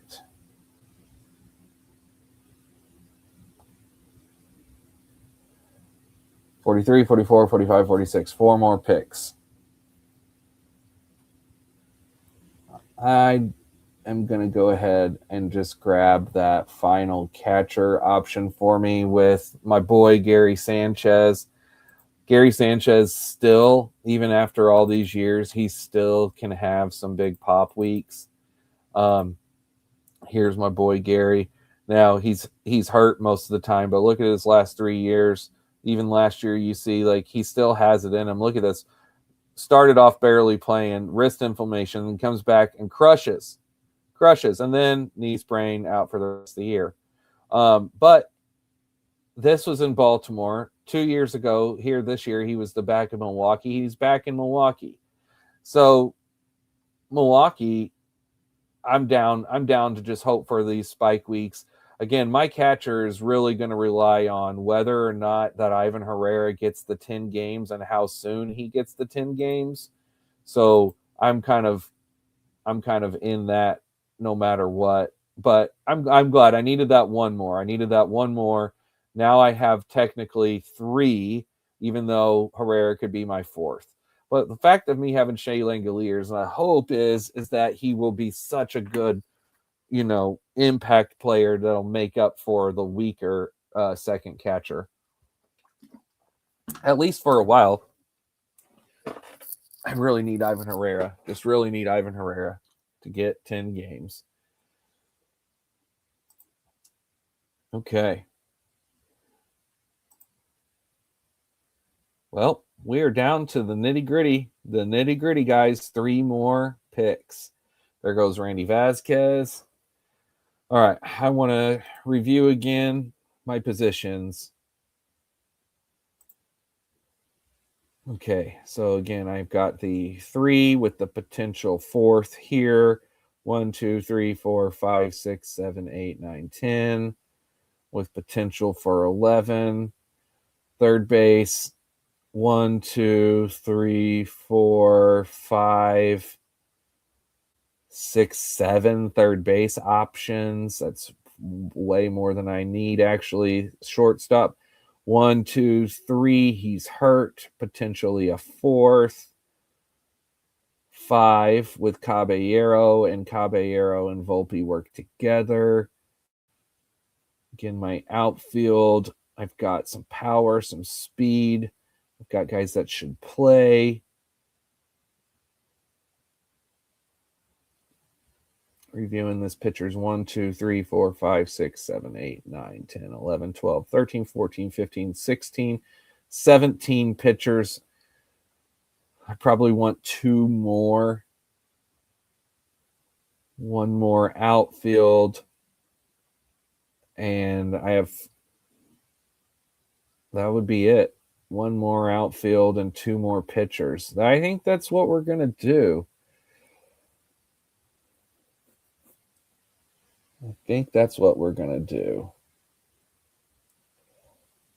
So, which pitcher to take?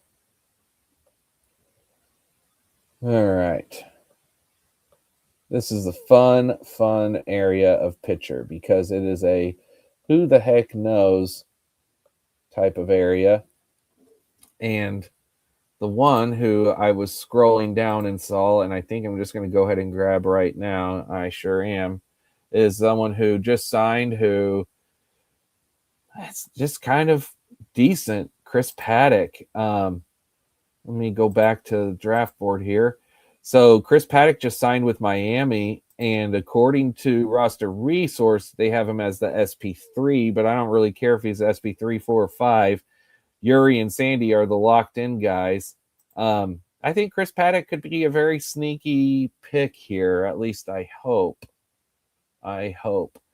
So I need really 1 more outfield and 1 more pitcher. Then I will finish with really, I think, right where I want to be. And I feel good with my other infield positions. I've got that utility with Ozuna and Ivan Herrera.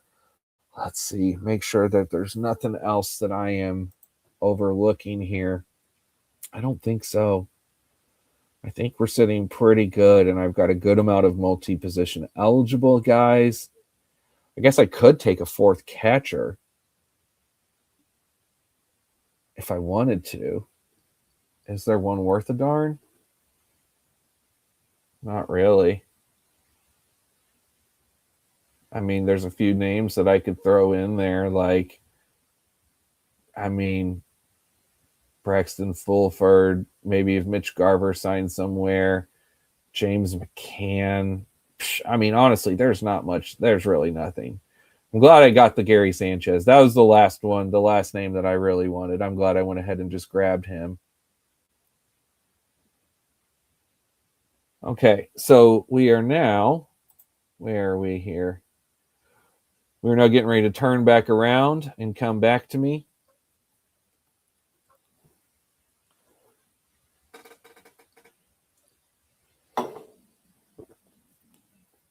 Zach Geloff. Man, what a fall from grace with Zach Geloff. There's the Dollander pick. I would way rather have Dollander in this than anything else because obviously you would only get the good. Question is, will we get good? Hopefully we will. Hopefully we will. Oh, I got an idea for my last outfield. Let's go double check current depth charts. Yep. So go with current depth chart or future depth chart. By future depth chart, I mean, do I take a prospect who could be playing halfway through the year, maybe earlier, but maybe not play at all? Or a guy who I like but has been hurt year after year after year?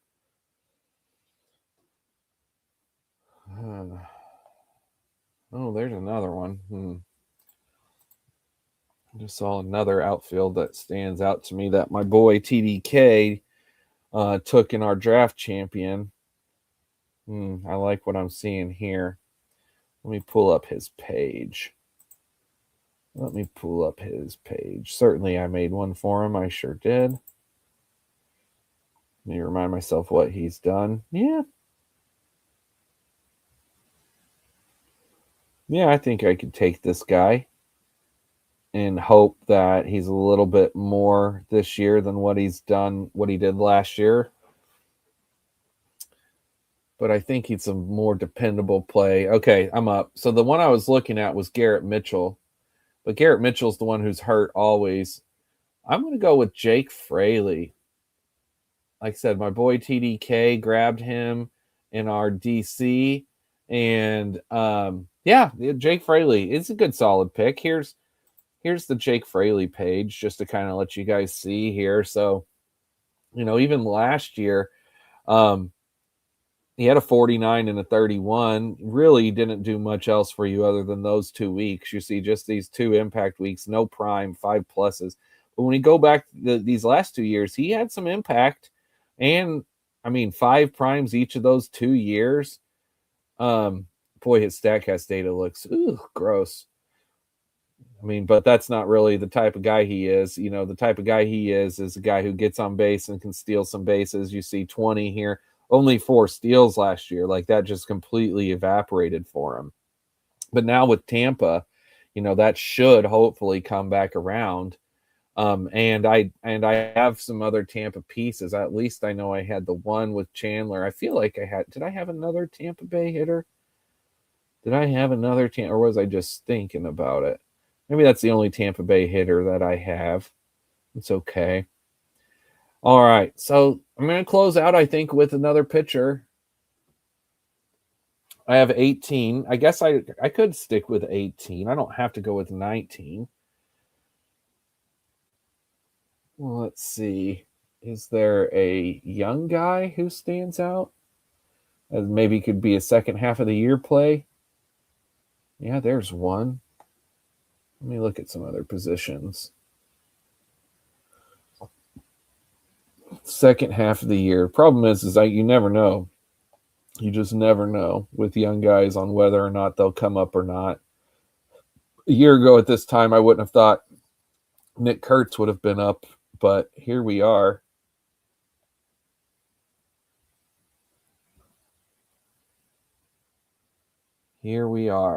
Here, sorry. Let me get back to the draft board tab. We're almost done. So you see, after I pick Fraley, Spencer Jones, Schneemann, JoJo Romero, Aiden Miller, Jet Williams, Jeremiah Estrada, Brad Lord, Kyle Lehey. Let's see. Yeah, there is some pitchers that I wouldn't mind. I think I'm going to take a 19th pitcher. I think that's what we're going to do. JT Ginn. So I will tell you guys who I was looking at. Did you guys see the Zach Veen, where he gained 40 something pounds because he stopped drinking or doing drugs or whatever and started just eating, and they're talking about that being a good thing? It may be, but I doubt it. I just don't know. I was like, ooh, I don't know. Whenever I saw that, I didn't think good things. Ryan Waldschmidt is interesting. I'm sure a lot of you guys have heard of him, but he's a pretty decent prospect for the D-backs. I don't know if or when he'll come up, but he's interesting, and his name's up towards the top. Really want to I think I'm just going to go ahead and go with pitcher. Okay, so there is a couple starters who I see here that are actually starters, that I don't have to worry about speculation. But I think what I'm going to do is cross my fingers and hope that this guy who I took for my bench in my DC will work also for this, because I took this guy as a save spec on my DC bench, hoping that I can put him in and get some saves from him this year. And then this, at least I don't have to worry about putting him in. It can just happen or it won't. And it's my 19th pitcher. So even if it doesn't happen, it's not the end of the world. There's other Kumar Rocker, Brandon Sproat, Anthony Kay, Davis Martin, Michael Lorenzen. Those are all guys that I don't mind. Cade Povich is super interesting. I think Garrett Whitlock is a stud, but he's not a starter or a closer. Elmer Rodriguez Cruz for a potential rookie that could come up. All right, I'm up. This is how we're going to close it out. We're going to close it out with Bob Stevenson. Kirby Yates, Stevenson, Pomeran, someone else, who knows, with the Angels. The Angels paid Stevenson for 3 years. He's now in the third year of his deal. They haven't got their money back, so hopefully they'll be thinking we need to get some money, some usefulness out of this money we invested in this guy, and actually give him save opportunities. But man, Tanner Scott, you never know. He had 23 saves last year, but you never know what could happen, because we've seen things happen with Edwin before. So I don't mind that. Brett Lauder's super interesting. He could be up at some point. Man, Lance McCullers Jr., he's projected to play. There's that Manoah Palante. Ryan Weiss is super interesting. I took him in my DC. Miles Mikolas, who just signed this late. Honestly, that's not terrible. Signed with the Nationals. Well, it doesn't matter. I'm done anyway. Griffin Canning signed with the Padres. But there it is. We are official. Draft is done. Okay, so let's just do a rundown. So first off, oh boy. 1, 2, 3, 4, 5, 6, 7, 8, 9, 10, 11, 12, 13. Well, it doesn't even matter how good the hitters are. This is just not going to work. It's just not going to work. I'm sorry, Team 9. Sorry to harp on it, but you just made it so hard to not point out these pitchers. 1, 2, 3, 4, 5, 6, 7, 8, 9, 10, 11, 12, 13, 14, 15. So Team 2 only took 15, but anyone hurt? McClanahan's healthy. But honestly, here, Team 2, everyone's healthy and has a good projected role. This is hurt, has been hurt, has been hurt, has been hurt, has been hurt, has been hurt, probably starting in the minors, hurt, not on a team and has been hurt, out for the season. This pitching is just going to have zeros almost every week. This pitching, even though there's only 15, this pitching is going to put points up every week. So everyone else is in it. So again, I finished with 19, right? 1, 2, 3, 4, 5, 6, 7, 8, 9, 10, 11, 12. Oh, sorry. 1, 2, 3, 4, 5, 6, 7, 8, 9, 10, 11, 12, 13, 14, 15, 16, 17, 18, 19. 19 pitchers, and that's pretty much in line with, so 19, 19, 19, 19, 20, 19, 20. So a lot of people with 19 or 20 in this. 18, 17. All right. Everyone's catchers. Everyone went with 4 except for me. And then again, I potentially will with the Ivan Herrera. We don't know about Ballesteros, but potentially that might be a 5th for him. Let's see. First base. My first base is weaker compared to others, but it's still not bad.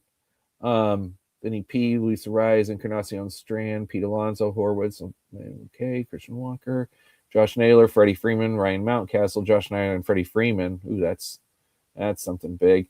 Nick Kurtz, Matt Olson, hello. Vladdy, Yandy, Berger, Randa, Steer, Shanuel, Bryce Harper, Casas, Spencer Torkelson. Okay. All right. Cattell, Simeon. I'm just reviewing everyone's team here, seeing what we've got. So, brace train. Okay. Only one shortstop here. Who else does he have? I'm not going to go through it all. But Jimenez will gain shortstop eligibility. I'm pretty sure Clement has it right now. Ooh, that's risky business with Trevor Story kind of as your only shortstop. And then my outfield kind of right in line with everyone's. My third base looks weak, but as we've said, I've got a ton of third base options on this team. Yeah, I feel really good with this. Before I hop off here, there's 7 people still watching. If there's anyone who is in this draft that's still watching and wants me to kind of go through and specifically look at their teams and talk about them, jump on here. I've talked about my team enough through this whole thing. If you want to say something, I'll give it another like 2 minutes. And if you're in this draft and you want me to look at your team, say something in the chat. Tell me who you are, what team number you were, and we will review it. I'll give that another 2 minutes while I'm waiting on that. So that was super fun, guys. I had a great time. I'm very, very happy with my team. I'll do one more review of my own team real quick here. So again, catcher, Shea Langoliers, and then hopefully Ivan Herrera with Edgar Cuero and Gary Sanchez. Wilson Contreras, Manzardo, and Goldschmidt. 3 options with a potential 4th with Troy Johnston. Actually, it shouldn't be potential. He should get it. It's just a matter of 10 games. Second base, Jazz. He also has 3rd. Nolan Gorman also has 3rd. Luis Angel Acuna, who also should get outfield. Blaze could get 2nd. Jose Caballero has 2nd. Willie Castro has 2nd. So 1, 2, 3, 4, 5 for sure, with potential 6 at shortstop. 1, 2, 3 options, with 4 being where am I at? Jose Caballero. 4, but it's kind of like, I would say 2. It's really 3.5. And then at third base, this is where I got tons of options. Machado, Alexander, Jazz, Gorman. 1, 2, 3, 4, 5, 6, and that's with Caballero and Willie Castro. Yeah, 6 options is plenty enough. Outfield 1, 2, 3, 4, 5, 6, 7, 8, 9, 10, 11. 11 plus potentially 12th with Acuna. And then I've got Ozuna, who hopefully will lock in. I've got 19 pitchers that I feel very good about, other than maybe Abner Uribe was a tilt pick because I wish that was Jack Leiter. Yeah, I'm very happy with this team. I think it turned out pretty darn nice. All right, let me go back here and see anyone. I've not seen anyone say anything in the chat, so we're going to go ahead and wrap it and call tonight.